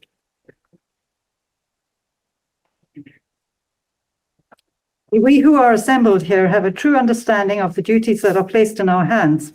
We seek to have the wisdom to honor our obligations to the good of the residents of Renfrew County, to the parents, teachers, electors, and especially the students. May those who teach be ever inspired by goodness, and may the wisdom and knowledge which they impart to our students ever serve as a beacon to lighten their way. As trustees and administrators, we will work together with integrity, perseverance, and respect to the fulfillment of the trust bestowed upon us. Okay. We have regrets from Trustee Mike Gannett, and then as I said earlier, I don't think we feel too sorry for him, but we're well-deserved holiday with his life overseas. And could I have a motion to approve the agenda of today's meeting? The mover and seconder, okay, Trustee Shields and Trustee Edge. All those in favor? And the motion is carried. Are any declarations of conflict of interest with today's board agenda? Seeing none, I shall move on to approval of the minutes. I require a motion to confirm the minutes of the September 27th, 2022 board meeting. So I need a mover and a seconder. Trustee Humphreys and Trustee Edge. All those in favor? And the motion is carried. Thank you. We have a presentation, and I guess that's me, acknowledging the departure from this board of 3 very valuable trustees. This is their final regular board meeting, and they chose not to seek election. And that comes, I guess, to all of us someday, and will come to me soon enough, I'm sure. It's hard to really know where to begin. And I think and how to do it in which order. So I think I'm going to do it in terms of the most recent trustee. Well, this is going to be first. And then the one I remember from a previous incarnation of this board will be last. Marjorie, you're in the middle between the two guys. That is good. Nick, to be honest, we wondered what to make of you coming on the board. Seriously, okay? You are a student trustee. We've never had that experience before. But one thing, about you is you've got determination. And that's going to see you a long way in this life. You're leaving this board and seeking election on the council of the town of Renfrew. And you're what, 23? Yeah. Can't remember right that far. I use that line a lot. But it's almost true. That's amazing. You know, you've accomplished so much in so little time. You should be proud of yourself. I know we're proud of the length to which you have gone for your achievements. You know, you're going to go far. You have been a very interesting voice on this, this board. You there are a few generations behind a couple of us, and your perspective has been not just interesting, it's been extraordinarily valuable. And we thank you for that. Don't grow up too quickly. Okay. Seriously, if you get on the town council, town park council, your voice is going to be quite distinct from the others, and that's a really good thing. You know, councils, parliaments, whatever, should represent the communities that, you know, they serve. And having you on this board and having our two student trustees, you know, helps us understand a big portion of the population. And when it comes to, you know, participation in the board meetings, you had some pretty severe hurdles to overcome, especially with your education in another town, another place far away. And yet you made considerable efforts, huge efforts, you know, to participate. And when you did participate, you participated fully. You were obviously well versed in the agenda and what was coming up, and you asked really intelligent questions. So, you know, we all thank you for that. And when you're making a speech, it's the wisest thing is to know when to stop. No, we have really appreciated you on this board. You have fulfilled our hopes as to how you would actually turn out, you know, being so young and having been a student trustee just before coming on as, and that's a hard journey from one to the other, because what you're doing is significantly different, and you did it well. So thank you very much. And Can I add a couple of comments? Absolutely. Okay, and I think others may want to say something too. I just wanted to wish Nick all the best as well, being my neighbor trustee, and we did get together once in a while and had some good conversations, but we really have enjoyed having you on our board.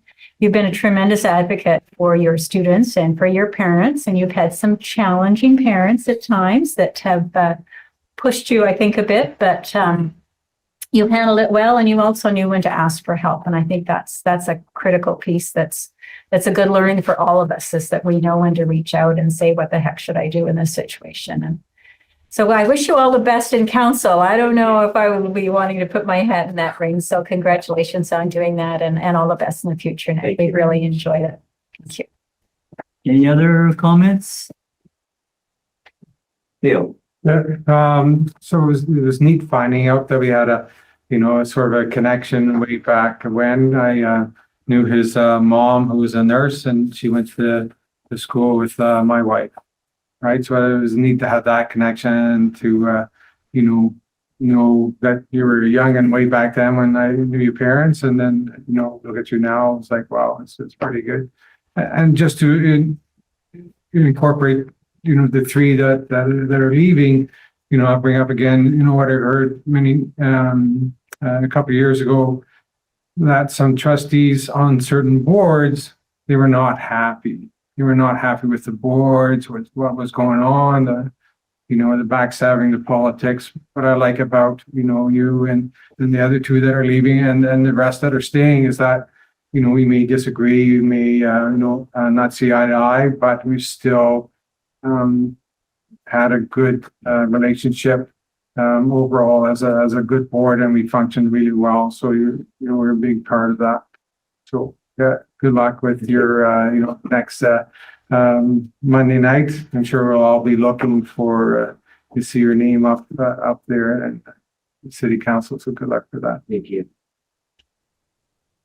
Any other comments? Dave? If we're doing it this way, yeah, Nick, you're young and you're fearless. Don't ever lose the fearless part, because think you're admired for that. And again, I reiterate what Leo said. That'll be the first thing I'm looking for Monday night is to see how you did, and hopefully you're going to be successful. Yeah. David. Yeah, I also wish you well in your bid for council. And we do have a connection way back. Phil Poole, what was he? He's my grandpa. Your grandpa, yeah. So I served on the Lions Club with his grandfather, who inspired me to go a little higher in the Lions Club. So you come from sort of a leadership kind of a background. So the best of luck. Thank you. Council. And just the last little thing, inspired by what Leo said, one of his comments, that we got along really well on this board. Collegiality is the ideal, but every single one of us has to work to be collegial, and you did your part. Thank you very much. And now I get to make a presentation. Where's Hannah? somebody take a picture? She gets stuff there for a sec. She'll be back. Oh, We're gonna get Birkenstocks in the photo. so first of all, this day probably won't be enough for when you go around for Halloween, but there's some goodies in here anyway. Thank you so much. Thank you very much. It's been a pleasure knowing you, and I'm sure we'll cross paths again. We've got family connections in our empire, and I'm sure we drop in. Yeah, fair bit. So we'll run into each other. Yeah. And just so that you remember us, a jacket with the logo on it. But Thank you so much. Thank you very much. It's a valuable part of our organization, our lives, and we wish you well. thank you. Thank you, everyone.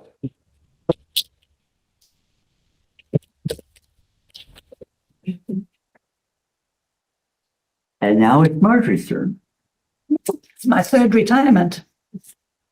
I think I heard you at the first of my retirements. It's great. And repeat that, Oh, here we go. Where's the notes? Marjorie, I've known you for 20 years. Just a drop in the bucket, I know. Marjorie was principal at General Pan A when I was a teacher there, and all of a sudden the vice principal left and she asked me to be the vice principal. And it was completely unexpected, and I cherished the role. And I want to say I never had a better teacher than Marjorie. Seriously, I learned so much so quickly. She, not just the knowledge, but how to handle situations. And yet, she was coaching me in such a way that I was out there, I thought maybe kind of by myself, but she was always in my mind about how things should be done. And she was right. And I loved that year there. And it was great. And then I moved on, different place. Marjorie is someone that I don't know if you're really easy to know, but once you get to know her, oh my gosh, what an amazing lady. She's had quite an interesting background. Most of us that sort of are raised in this area, we become rather insular or whatever, but she had a wide-ranging experience in, different part of the world. And when she came here, she had quite a successful teaching career until she was asked to, consider a role in school administration, and she was extremely successful in that. Probably the biggest thing I'm going to remember about Marjorie, and it was true at the school and it's true here, she has a huge heart. She really, really does. She's so empathetic for kids who are having a difficult time in whatever. And we saw that today in some of your comments with Lisa and her presentation. That is just so trademark Marjorie. People who have come into contact with her You know, they come away knowing her a bit better and saying, wow, this is really one fine human being.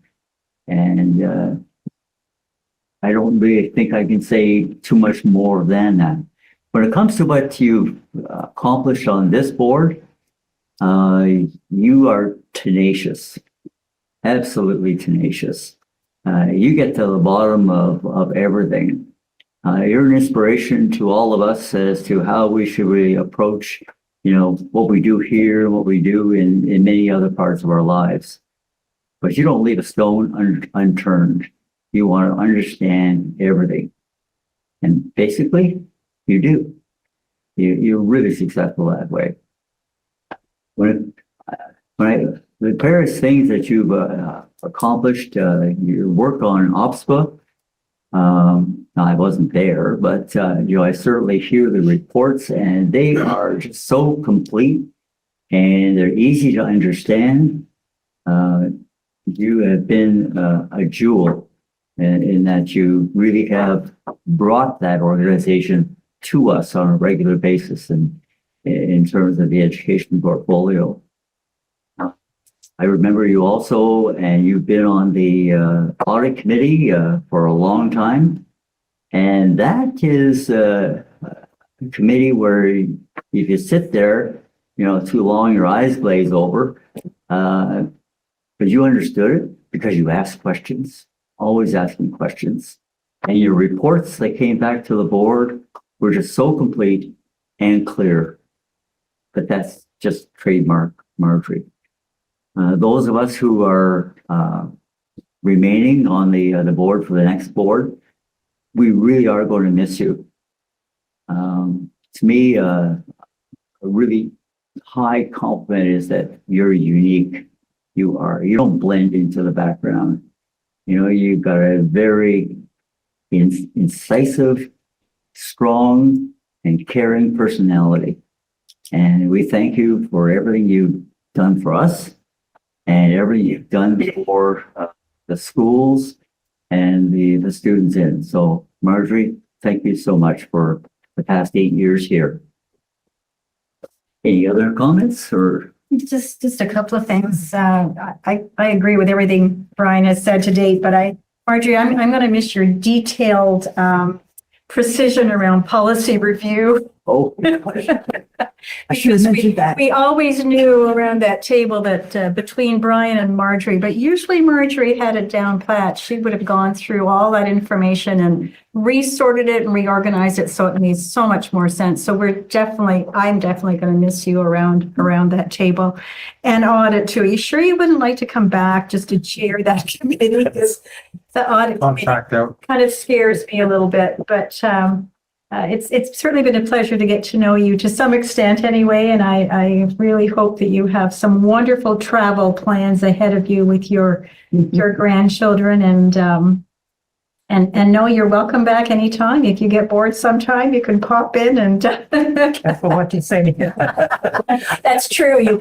You might straighten us out, but that's okay too. We can handle that too. So, but it's been a pleasure, Marjorie. Thank you for all you've done for the board. Well said. Dave. Yeah, I have a couple of things too. The fact that Marjorie became a trustee is all my fault. Good job, David. It was election time and I was I was chair of the board. I was looking for a good representative from Deep River. So I don't know, 4 or 5 phone calls in an hour or so, persuasion. Yeah. Arm twisting. And the other thing was that Marjorie's very first OPSBA encounter was at Public Education Symposium. And it was about 1 month after she had been elected as trustee.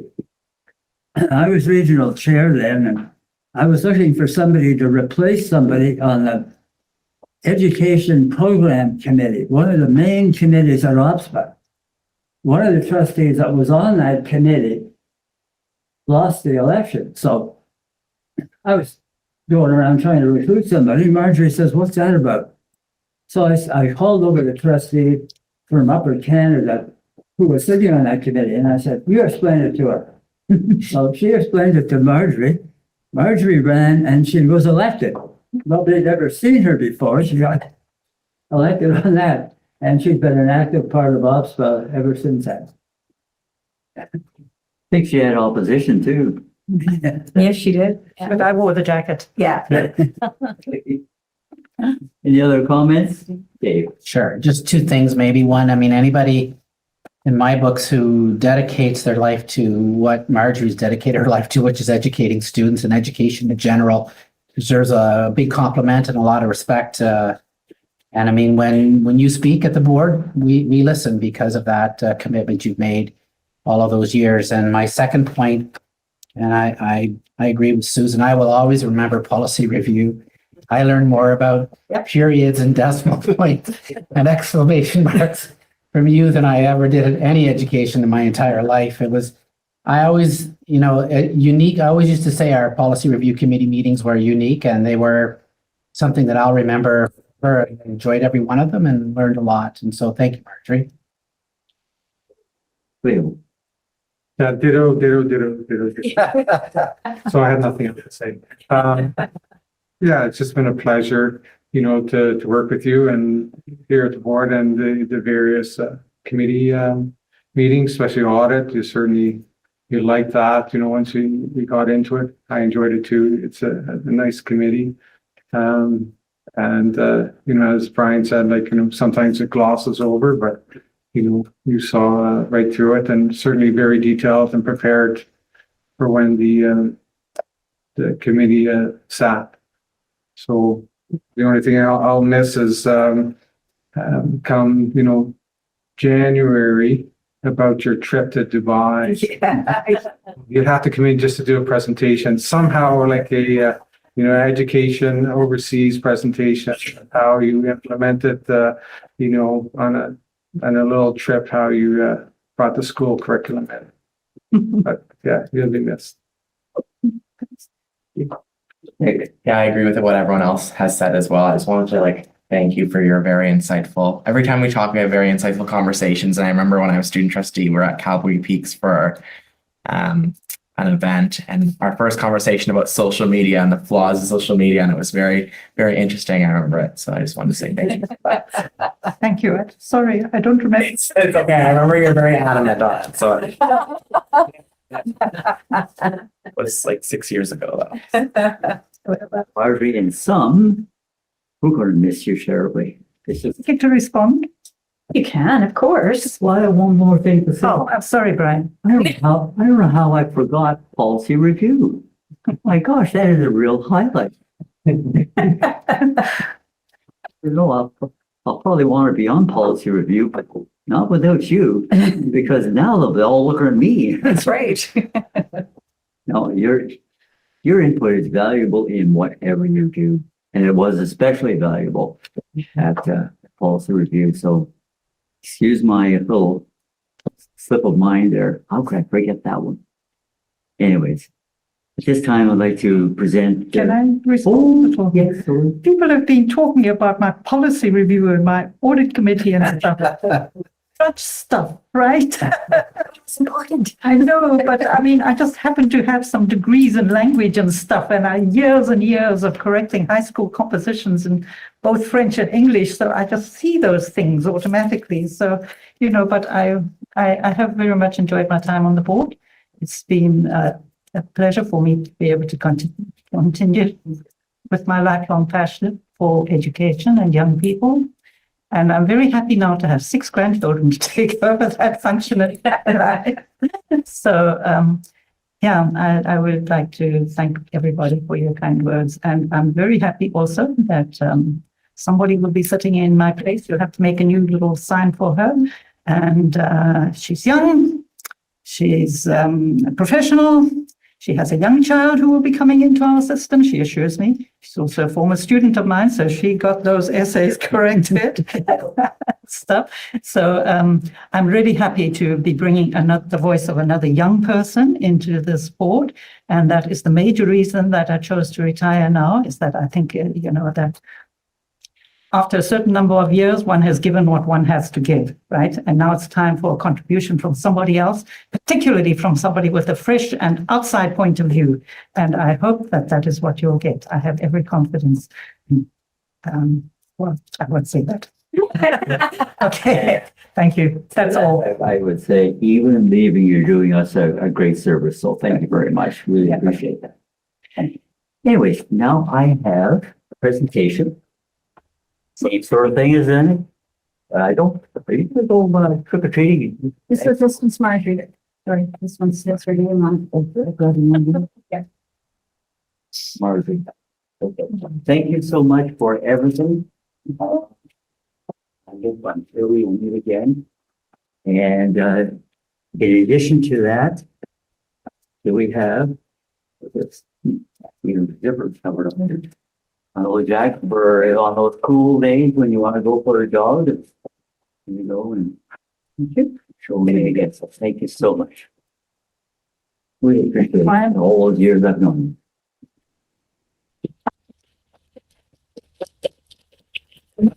you. And there's also Dave Shields. Next. I think Dave's been a trustee on and off because it wasn't continuous since 1985. That's a long time ago. That was a very different time as well. The board was very, very different. But you adapted beautifully, obviously. You made a good, strong contribution back then. And then when I came back on the board, you had everything under control. You know what, you're almost an incarnation of what I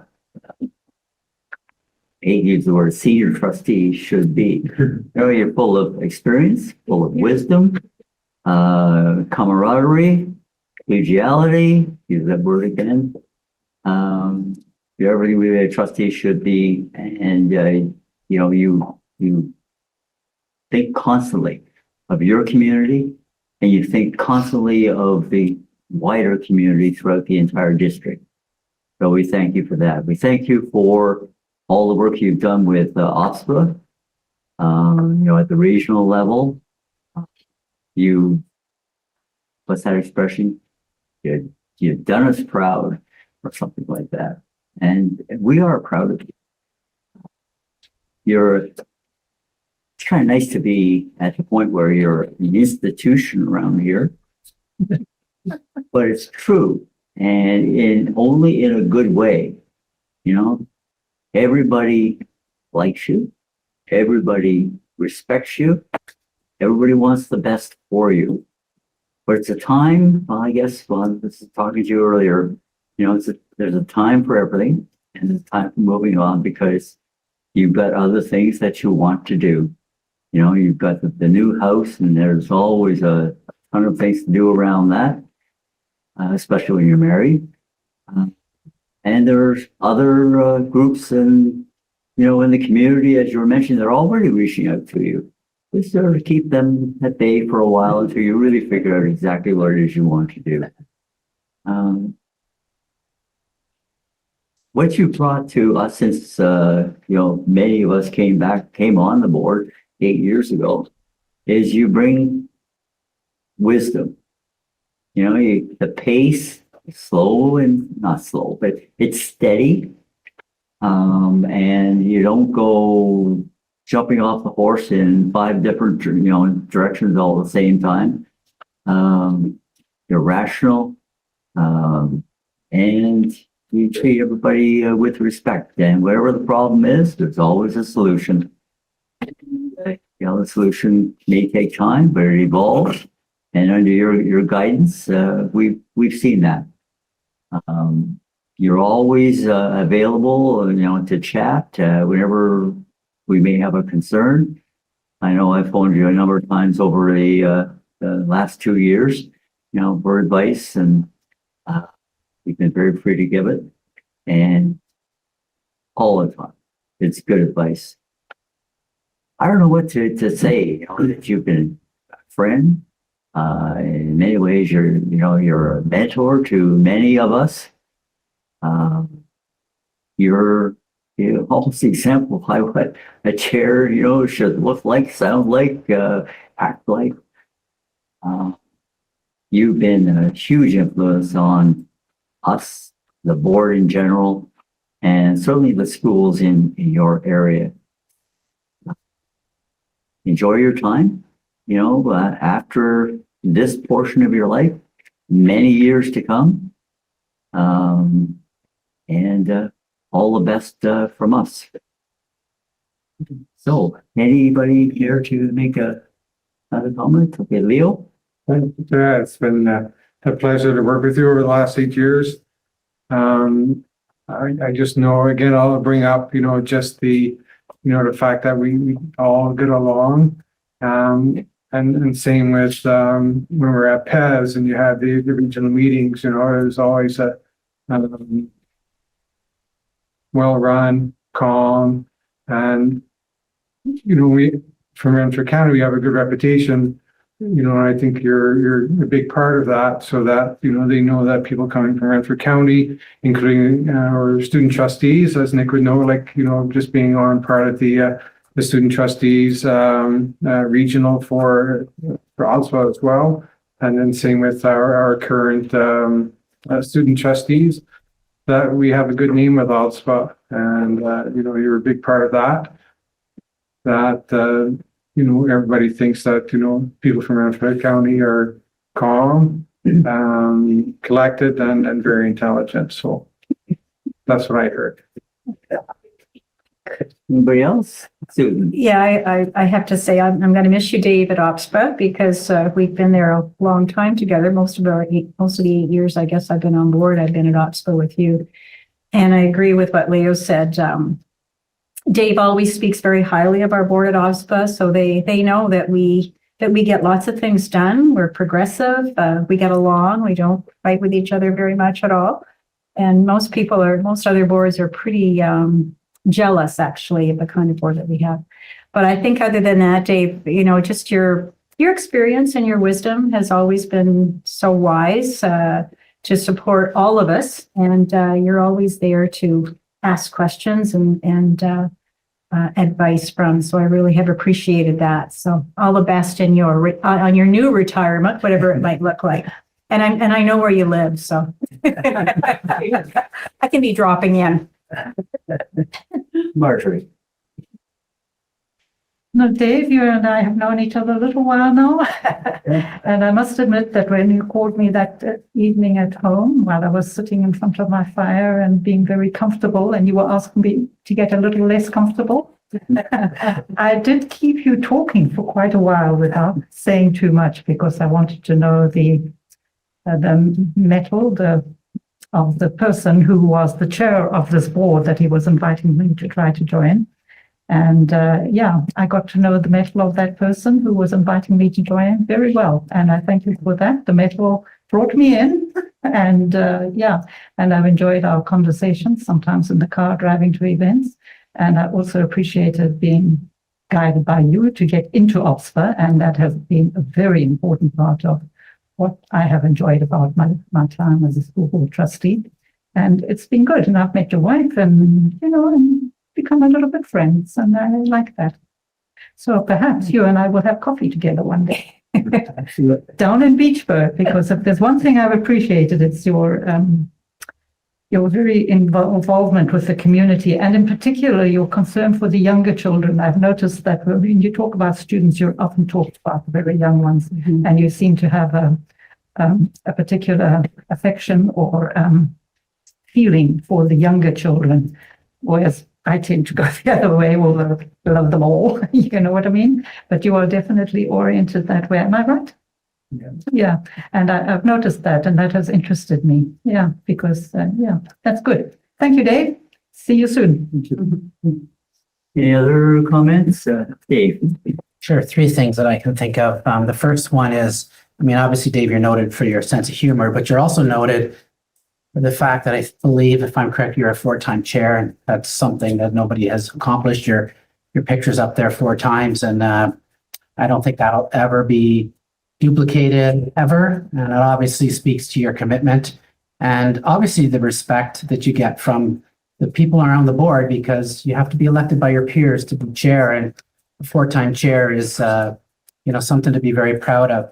The second thing, and I think someone reiterated earlier or mentioned it earlier, when I was on OPSBA, I mean, one of the things that was very evident when I was there in Toronto was the respect that other trustees and even the administration of OPSBA had for you, David.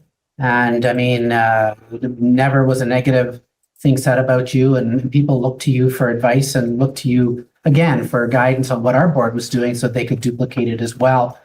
And I remember sitting at a table you were at, and I think it was the Sherwood school closing when we moved it into Madawaska, and someone said to me I think you had mentioned something about how there was no issue, like there was no community up, or the community kind of supported it, and they couldn't comprehend how we could close a school and have the community support it. And it was a little different set of circumstances, but I think a lot of it spoke to the respect that you had at OPSBA from, the time that I was there. So very evident to me.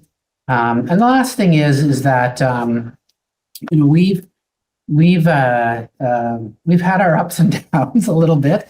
I can remember one incident, and I have to be honest with you, Dave, it took me a few years to figure out that, where you were coming from was the passion you had for your community, the passion you had, to support the members of your community. I think I mistook that at the beginning for something else, and I apologize for that. And again, anybody who spent the tenure they have with the respect that you have on a board like this, a very important organization in our community, deserves the respect from everybody, including myself, and thank you.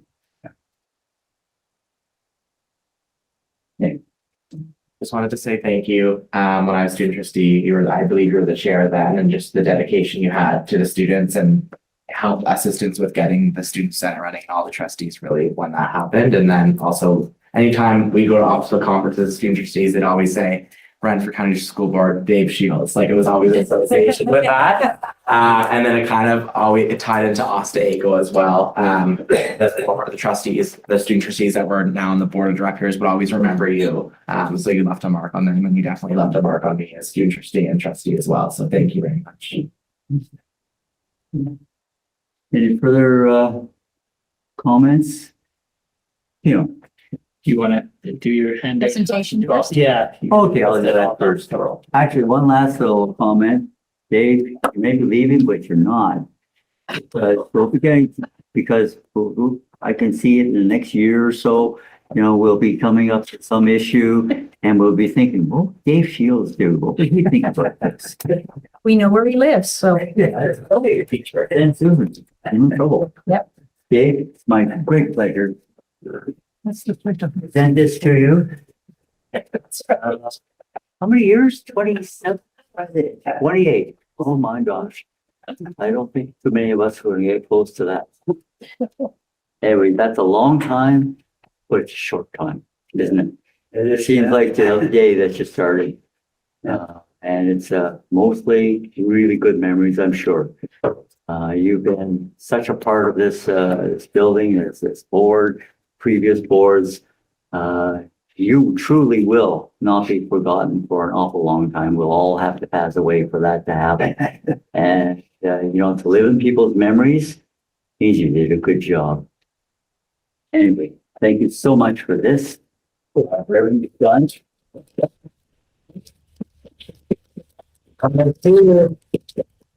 Afternoons when you do get out golfing, a little jacket to remember us by. So thank you very much. Greatly appreciate everything, the friendship and just knowing you. Well, that's it. Thank you.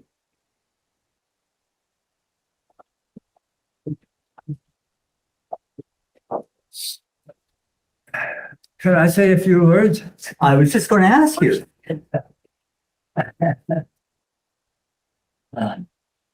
Yeah, what do you say after 28 years as a school board trustee? So to keep myself from rambling and reminiscing, I rolled up a little something here to say, people ask me, what are you going to do now that you're retired from being a trustee? And I'm proud to say I'm going to do nothing. And I'm going to learn to say no. That's the other thing that I have a priority. Anyway, today begins a new phase in my life, fully retired. I retired from AECL up at Chalk River 24 years ago. That's before you were born. After 32 years of service there. Since then, I've had 4 other jobs. I've been a trustee for 19 years. So now I'm finally ready to do nothing. Just out of interest, I Googled how long the average person stays at a job. It's 4 years. So I guess I'm not average. And today marks the end of 28 years as a trustee. So how do you sum that up without putting people to sleep? So anyway, I've scripted myself. Over the years, I've worked with 6 directors of education and countless other school board staff and trustees. I know it's dangerous to start to thank people in case you miss somebody. So I'm only going to thank one person, and that's Shelley McIntyre. Shelley's been my go-to person for many years. She's been so helpful, particularly when I was chair of the board. So a big thank you, Shelley, for your help and support over the years. Oh, very kind.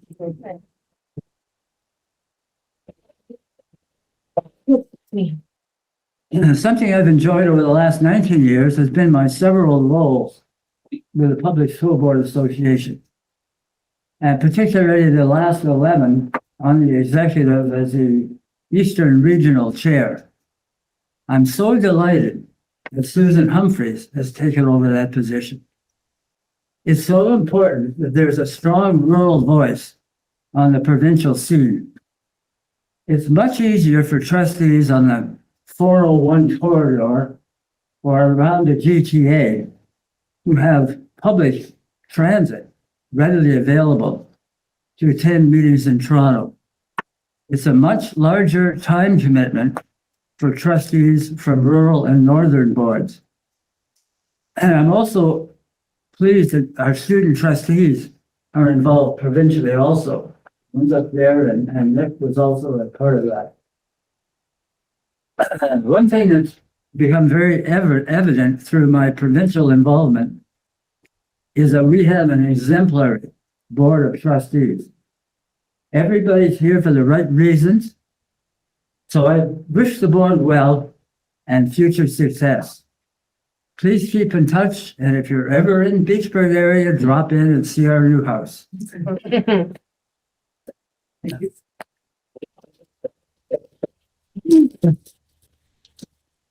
I'll turn it over to our director. Through you, Mr. Chair. Thank you. I wanted to express gratitude on behalf of all of senior staff to all 3 of you, Trustee Shields, Trustee Adam, Trustee Edge, for your influence as intent and impact on our multi-year strategic planning processes. For some, in terms of my interaction, it's 2, but for many, it's many more than that. That you've really helped shape that for us as a steering document. Also for your encouragement and support of our organization through our visioning exercise. I think that's been so influential and so grateful for that. And last but not least, for your leadership and your management and the dynamic interplay between governance and operations. And it really is a two-way relationship that forms an interplay as items and matters, issues and questions come to both senior staff and the board of trustees. And we're very grateful for all that you've done. Most specifically, I wanted to share, Nick, I'm in awe that at your age, I didn't even know what a board meeting was, to be honest with you. And I want you to keep in mind the fact that you were one of our leading champions for the Student Senate. And I contribute a lot of what happens a number of times a year to the work that you and Connors and others did to get that going. in our district. And that's really something that you can think back of as a legacy. Marjorie, I'm in shock that you've experienced 3 retirements. I haven't had one yet. I'm so grateful for your attention to detail and all of the, really, as has been shared around the table, the kind of commitment and care that you put into everything that you did. There was never a thread left untied, and I'm grateful for that, and learned a lot in that about leadership and management. And Dave, you represent the full package of shock and awe that you've served longer than Nick's been a student with us, longer than Marjorie's been a member of staff with us, and longer than I've been in the profession with and without us. And Dave, that really speaks to a long-lasting legacy of respect and admiration around what you've done in public education. So to the 3 of you, thank you for your public service for our institution of public education. We're very grateful. Thank you.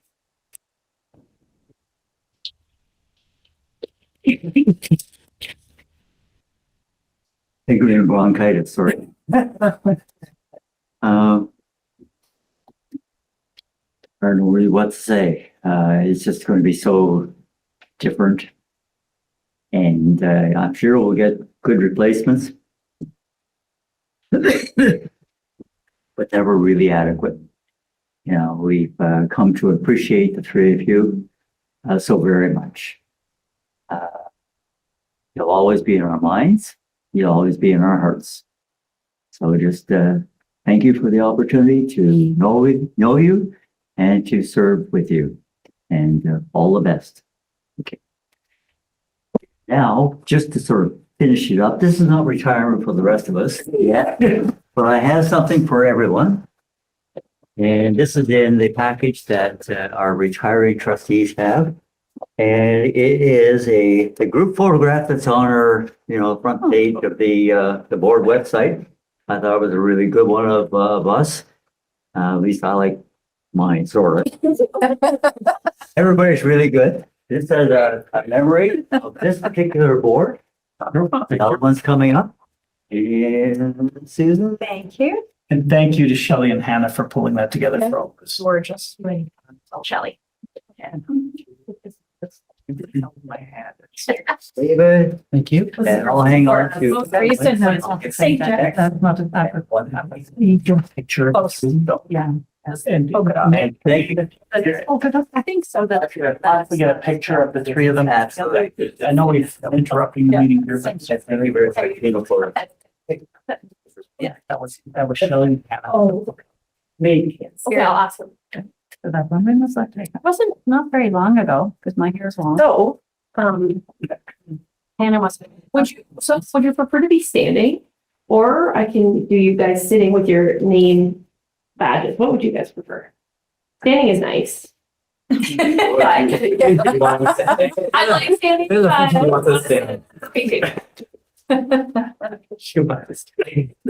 was just suggestive marketing. And from the knees up. Yeah. Exactly. No. Close. Few people have guns. All right. So I'm gonna get you to move closer, so you're touching, your arms off, you're touching each other. You may want to fail the one.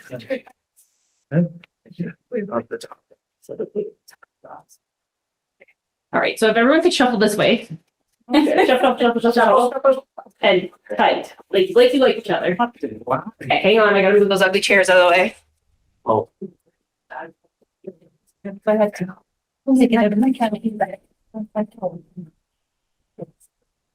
I forgot there was that, but that makes sense.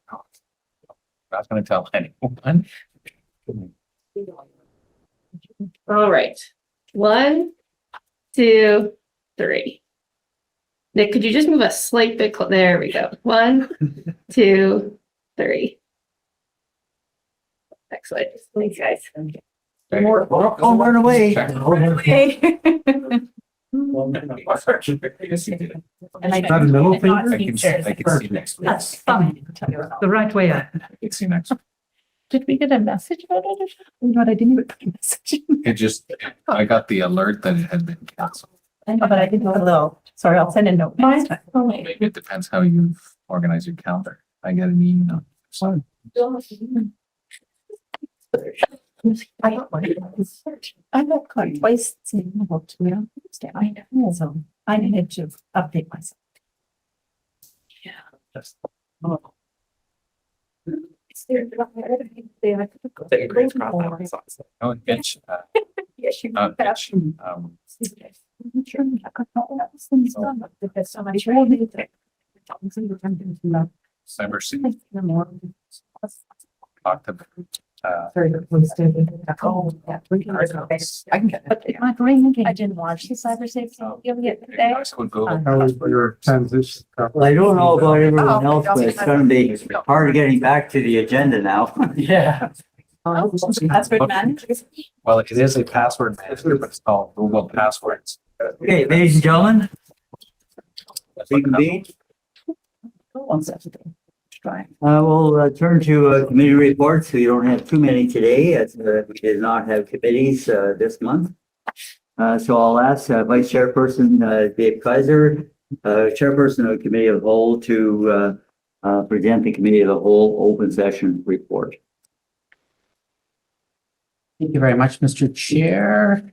The Committee of the Whole open session report for October 18th, 2022. We met this afternoon and we discussed 5 items. There were no recommendations. The 5 items were a discussion on the Renfrewshire partnership proposal that was on the table several years ago, an initiative from Renfrew County Council and the Mayor of Petawawa, Bob Sweet.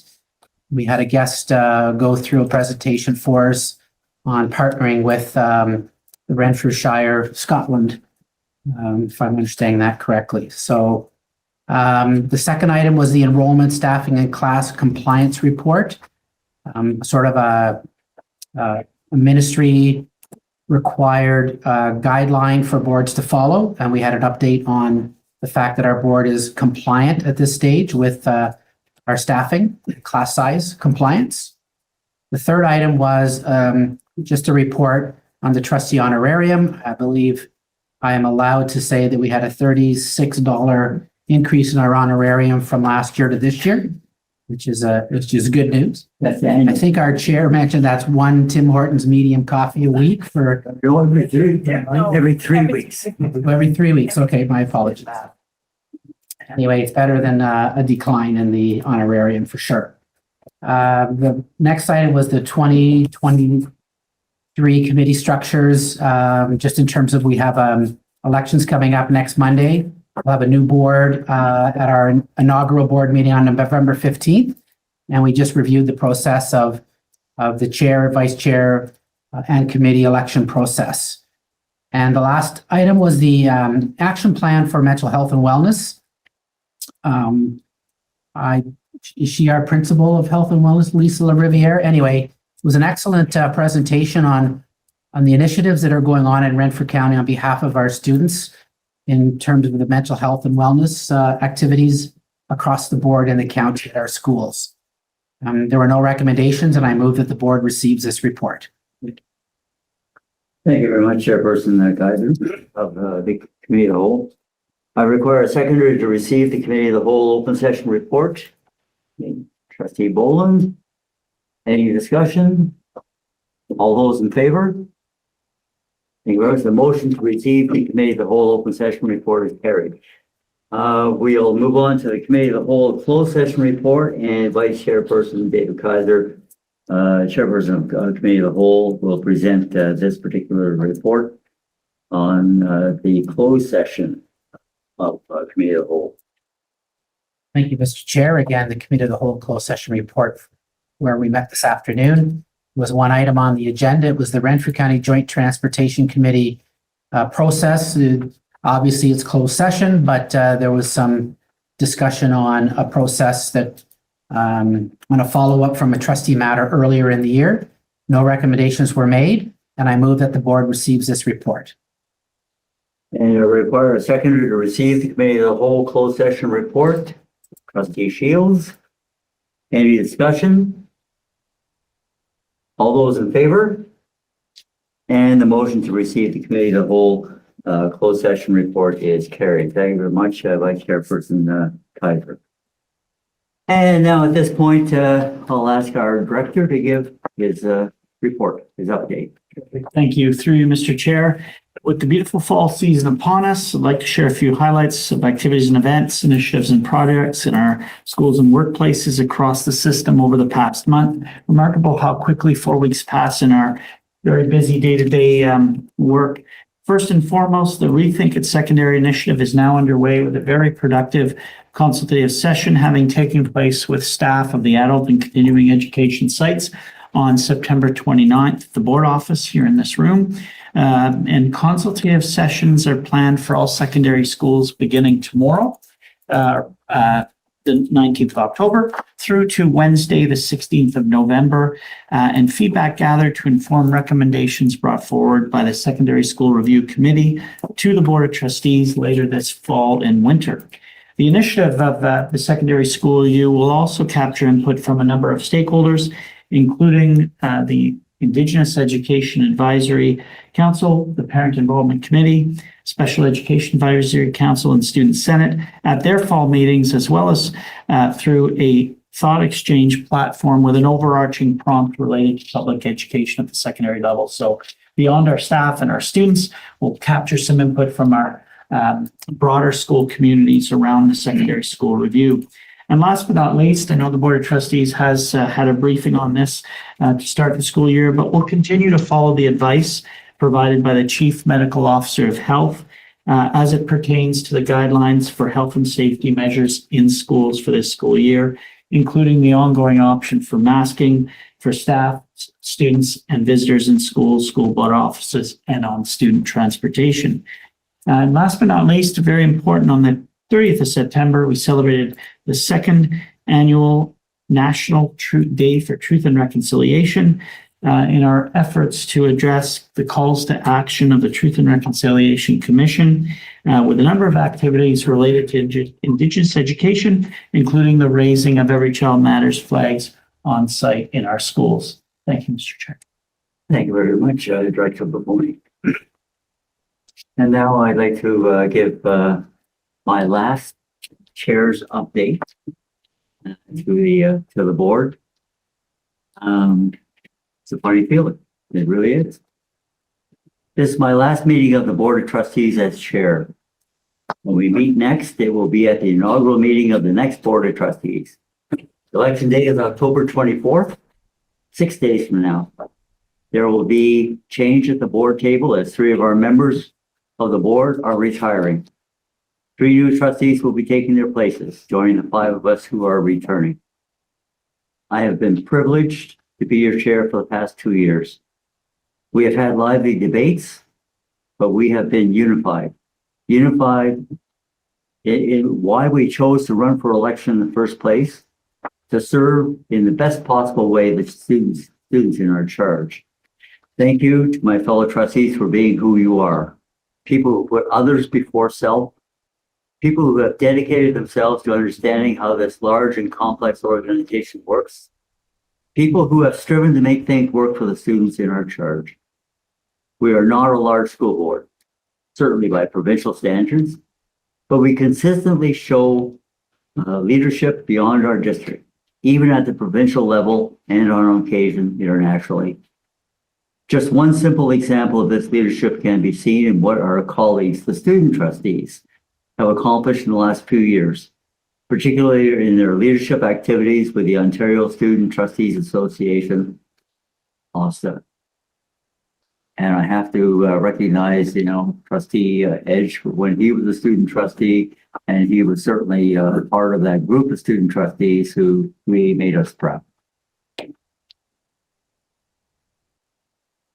Also, 3 of our elected trustees, Dave Shields, Susan Humphreys, and Marjorie Adam, have done exemplary work for many years with the Ontario Public School Trustees Association, OPSBA. The province recognizes the talent we have here in Renfrew County through their work. I first became chair 2 years ago when the pandemic was sweeping through our world, including here in Renfrew County. Within a short period of time, it had come to dominate everything that happened in our schools, in our communities.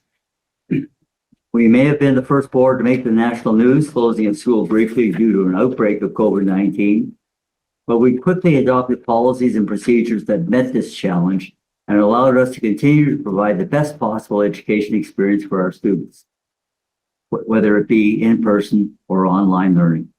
We are so proud of all employees of the board who refused to give in to the virus and who doubled down on their efforts to best meet the needs of our students.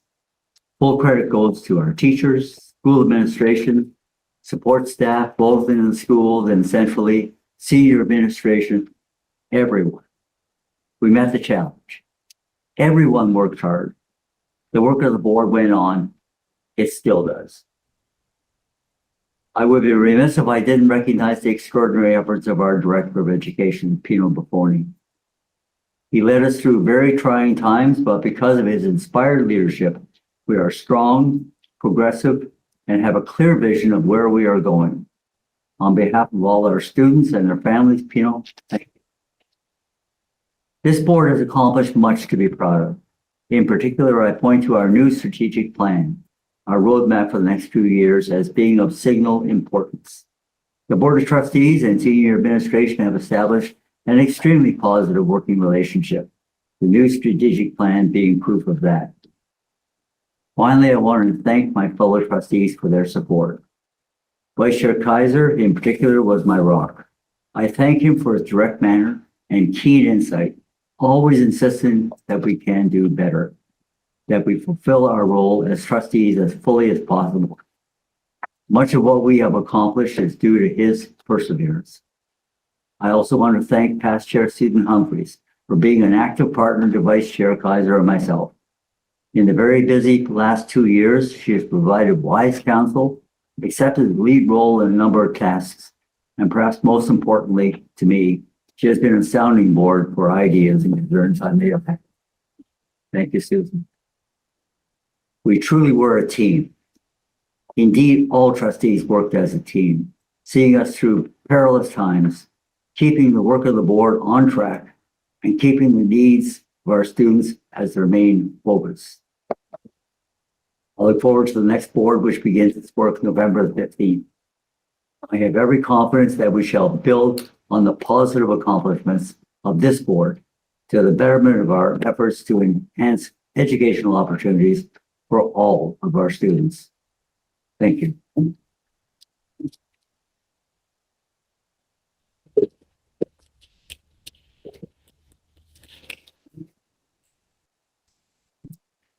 You know how the retired trustees feel. And now I'll ask our student trustees to present their report for Tuesday, October the 18th, 2022. Hi, okay. So this past month we had our, oh wait, did I start too soon? No. Okay. Of your enthusiasm. It's fantastic. Sorry, I'm so excited. So this past month, we had our first Student Senate meeting. We started off the meeting with a presentation about our upcoming and ongoing secondary school reviews, which was followed by an open room brainstorming session on ways Student Senate thinks we could foster opportunities for student voice. So basically, we literally had big pieces of paper all around the room, and we were in groups, and we were writing down, and then we'd switch to different posters. It was really fun. Following that, we had our routine school updates, and then we had our elections for different positions within the Senate. We actually had plenty of interested people in all the positions available, even receiving emails after the meeting for people who thought that they maybe wanted to get more involved after the thought. With that, we ended the day with some vision planning. This was very insightful, very exciting item, and we were able to see exactly what direction we wanted to go with Senate this year, which was really nice. I'll pass it over to Ava. Yeah, so continuing on with what Taylor was saying, basically as a Senate, we have decided on 3 big goals for the year. One being prioritizing the success of our students, the second one being acknowledging environmental sustainability within our schools, and then the third being relieving stress around exam periods. So with just a few action items following this meeting, we will look forward to what the year has in store for not only us, but for the whole team. Also, FGM is approaching very soon, and with that comes lots of planning. So we both have been very occupied with planning our individual sessions for the conference. So we leave this Thursday, and we are looking very forward to talking all about the conference when we come back. Thank you very much, the two of you, for your report, and especially for your excitement. We're excited that you're excited. Fantastic. We love having you with us. And now I'll ask our representatives at OPSBA if they have a report. I understand, Marjorie, you have one. Yes, and this is because Susan has been elevated to the position of vice chair and asked me to step on as her alternative for a board of directors meeting. And I'm sure that it was really astonishing to me that Susan was voted for right after Dave, because some of those boards don't want a share in being the vice chair. And here, 2 in a row have come from Renfrew County, right? And so, I mean, that's a tribute both to Dave and to Susan, and they're hoping to get the same out of you that they got out of Dave. Only 20. Not gonna happen. Okay, so I did sit in for Susan in the board of directors, and she knows all this stuff anyway.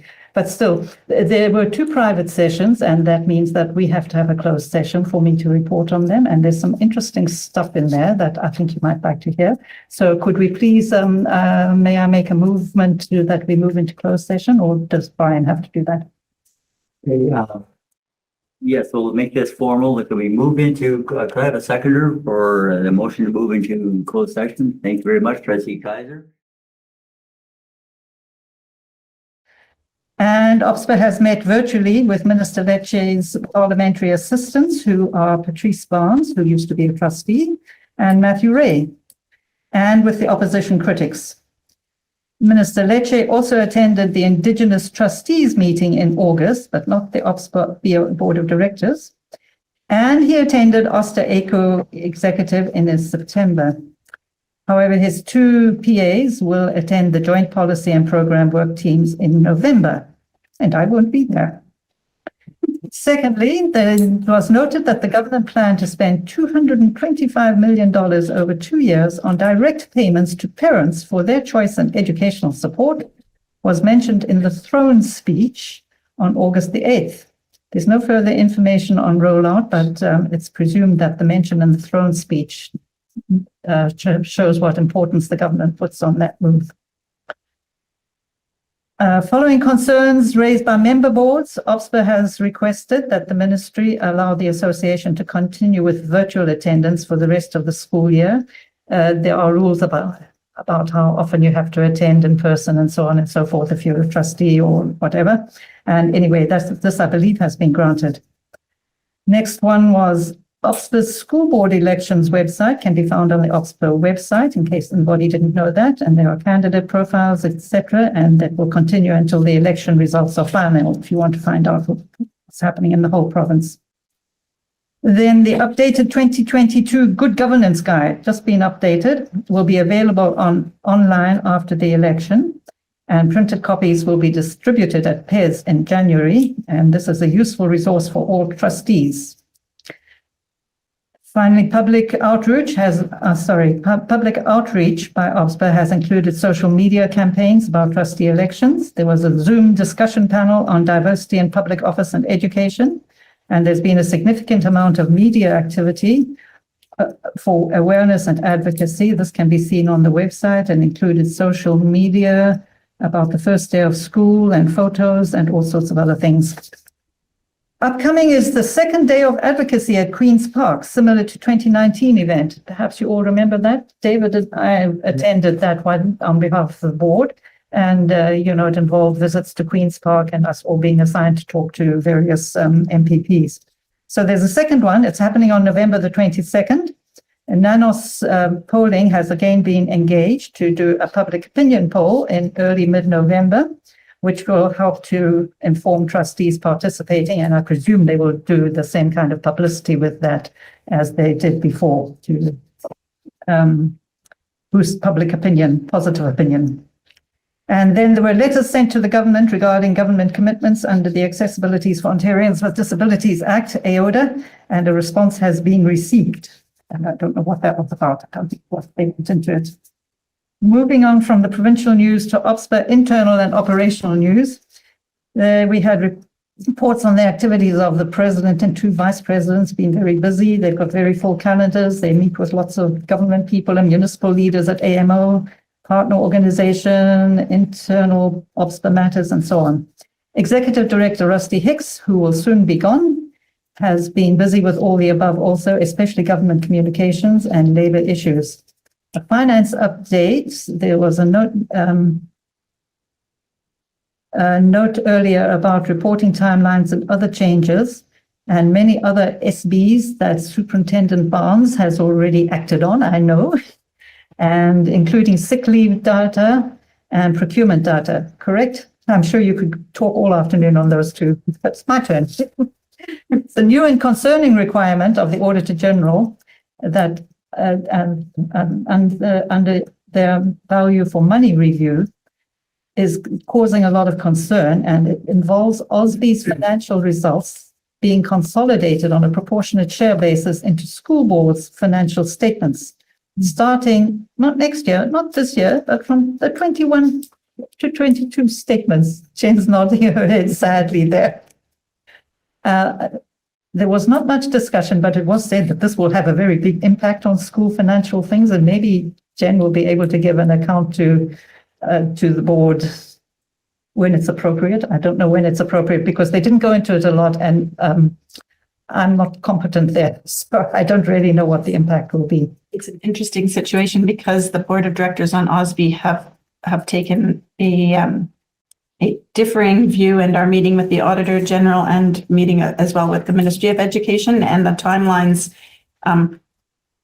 put boards in an awkward position because that proportionate share can't be consolidated unless we have an amount, and the amount would come from OPSBA. And as you know, we'll be submitting our financial statements November 15th. So it's an ongoing issue. So it's a very complicated thing, but it does come from the Auditor General, and it's a value for money review. So it must be very important.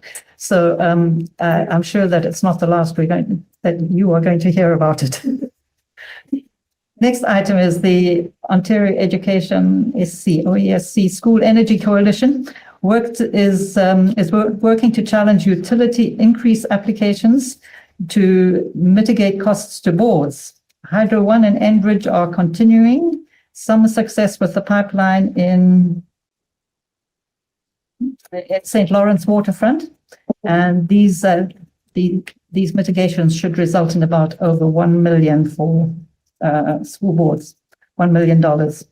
So next one was internal reviews continuing, including Project Compass, 50% recommendations completed. All will be done by the end of 2023. You've heard about that often. A bylaw review, a strategic planning process review, and policy development review. That's all internal for OPSBA. Work teams and councils had no reports since they haven't had a meeting. The Indigenous Trustees Council, however, did have a meeting. We got a verbal report, and it was a bit difficult to hear because Sheraton Hotel was having some technical problems with microphones and the like. Lots of debate was about Truth and Reconciliation Day. That was September 30th. And for example, can we smile on September the 30th, or should we just be sad? And this was also discussed in our regional caucus meetings, which were supposed to be discussing what we had all done on Indigenous, on the Truth and Reconciliation Day. But the discussion was rather broader, I thought. Yes. The ITC, the Indigenous Trustees Council, wants action all year on the TRC recommendations, not just orange shirts on one day. They point especially to recommendation 62, 63 through to 66, all of which refer to developing and mandating new curriculum on the issues with necessary funding. K-12 history, res schools, culture, religion, also teacher training and research programs. So the Indigenous Trustees Council is quite concerned that it not be a one-day effort, but that this be ongoing and recognize the problems. The Indigenous Trustees Council did meet in August and was joined by Minister Ledge, as I've mentioned, and 7 ministry staff discussion centered on curriculum issues and language revitalization. They also asked that the grad coach funding should become permanent and not annual, and various other splintered funding issues also be resolved and become part of the permanent funding. A little bit, I'm almost done, about external organizations that OPSBA is active in. The Education Partner Discussion Table is having a meeting in October. Obviously, that's happened. And the focus is on what schools should look like in the next 5 to 10 years. The next one that is active is the Coalition on Children and Youth Mental Health. And they're developing a position paper on transitioning from the COVID-19 school experience and the need for interministerial collaboration and coordination following the COVID-19 school experience. That will presumably be sent to government mainly. And the final point with external is the French as a second language labour market partnership. They're continuing to build on innovative practices in different boards. Several boards were mentioned, and RCDSB has been highlighted, and which means everybody will be stealing your good ideas. Anyway, RCDSB has been highlighted as having had success with innovative practices in getting French teachers. They will be presenting their research findings at conferences later in this year. There's a continued development of a Grow Our Own project for a Shazam in education to encourage students to consider teaching as a career, and in this context, especially Francophone students who might teach FSL. School boards were able to apply for that this year, and it's a fairly long business, and I can provide more info for anyone interested. I think we have heard about that in somebody else's report to the board in the recent past. The Shazam, did we apply for it? Did we get it? Next year. That part hasn't yet become a application on our end as a district, but it's something that's got potential for us as an organization. Okay, thank you. That concludes my report. May all of our open those glazed eyes. Thank you for. Anyone else? Can I add just two things? Thank you, Marjorie. That was excellent. Really good overview. I just wanted to mention three things briefly. One was Marjorie mentioned the Advocacy Day, which is tied into the Board of Directors meeting at the end of November. So we're actually there for a board meeting on Saturday and Sunday, and then the Advocacy Day is the Monday. So we will be going through some training. So as trustees around this table, I'm not sure who the board of director will be next round, but hopefully he or she will be involved in that. Marjorie mentioned that Rusty Hick, as our ED, is retiring the end of December, I believe it is. So we are we have hired a search firm to help us with that, and they're hoping to have somebody on board by the first of the year. We are going through interviews in November for that as well. And then I did notice just this week, maybe it was last week, we got a survey regarding the education funding consultation, and I'm assuming that Jen has received this already. And it's just a bit of a survey asking 5 key questions, and it's going out to boards of directors, IT council, the work teams, and of course our regular staff, P-Code, COSBO, OPC, and student trustees. And they're really looking for the top 5 funding priorities. And then I thought it was interesting, the second major question they have is, what impediments do school boards face when considering opportunities for joint use schools with their coterminous school boards? I just thought that was an interesting question. And they only had 5 questions. That was the second one. But anyway, so we'll see. I know that Jen will be filling that out, and I'll be filling it out to my best ability as well. Maybe we can chat about those top 5 so that they're the same, because I'm not sure. And I think that's the end of our OPSBA report. Thank you, Mr. Chair. Trustee Shields. Can I just ask that if our MPP, John Yakubowski, has been notified that trustees will be going to, yes, perhaps this time they're going to acknowledge that. Hopefully, all MPPs have been given a date for the Advocacy Day. Whether or not they do that or not, we can't control that. But that is a date that is chosen because, as you recall, that's a day that they are already all there. And so hopefully we'll get as many involved as possible. So hopefully Mr. Yakubowski will be open to our conversation. Thank you very much for your reports, and Marjorie, our eyes were not lazy. We were listening intently. We're gonna miss your reports. They're just so thorough. We learned so much. Correspondence. We have no correspondence that I'm aware of. Okay. Other business? Is there any other business? Yes. Just that today is ECE Appreciation Day, so we should acknowledge them, just take a moment. They do a lot of hard work in our schools and they are a pillar in our schools. And it is an underrepresented group in our schools as well. So, yeah. Thank you very much for that. We certainly do. One last comment I'd like to make, and it's in reference just to the good feeling around the board and how collegial we are, and we work really well together. But we have very, intimate partners here, and that's the senior admin, and of course we have Anna, and we have lots of bosses back there, Shelley, who's Filipino boss. We thank you for your diligence, for your expertise, for your willing to explain complicated things simply, for some of us. Maybe. I think we really work well together.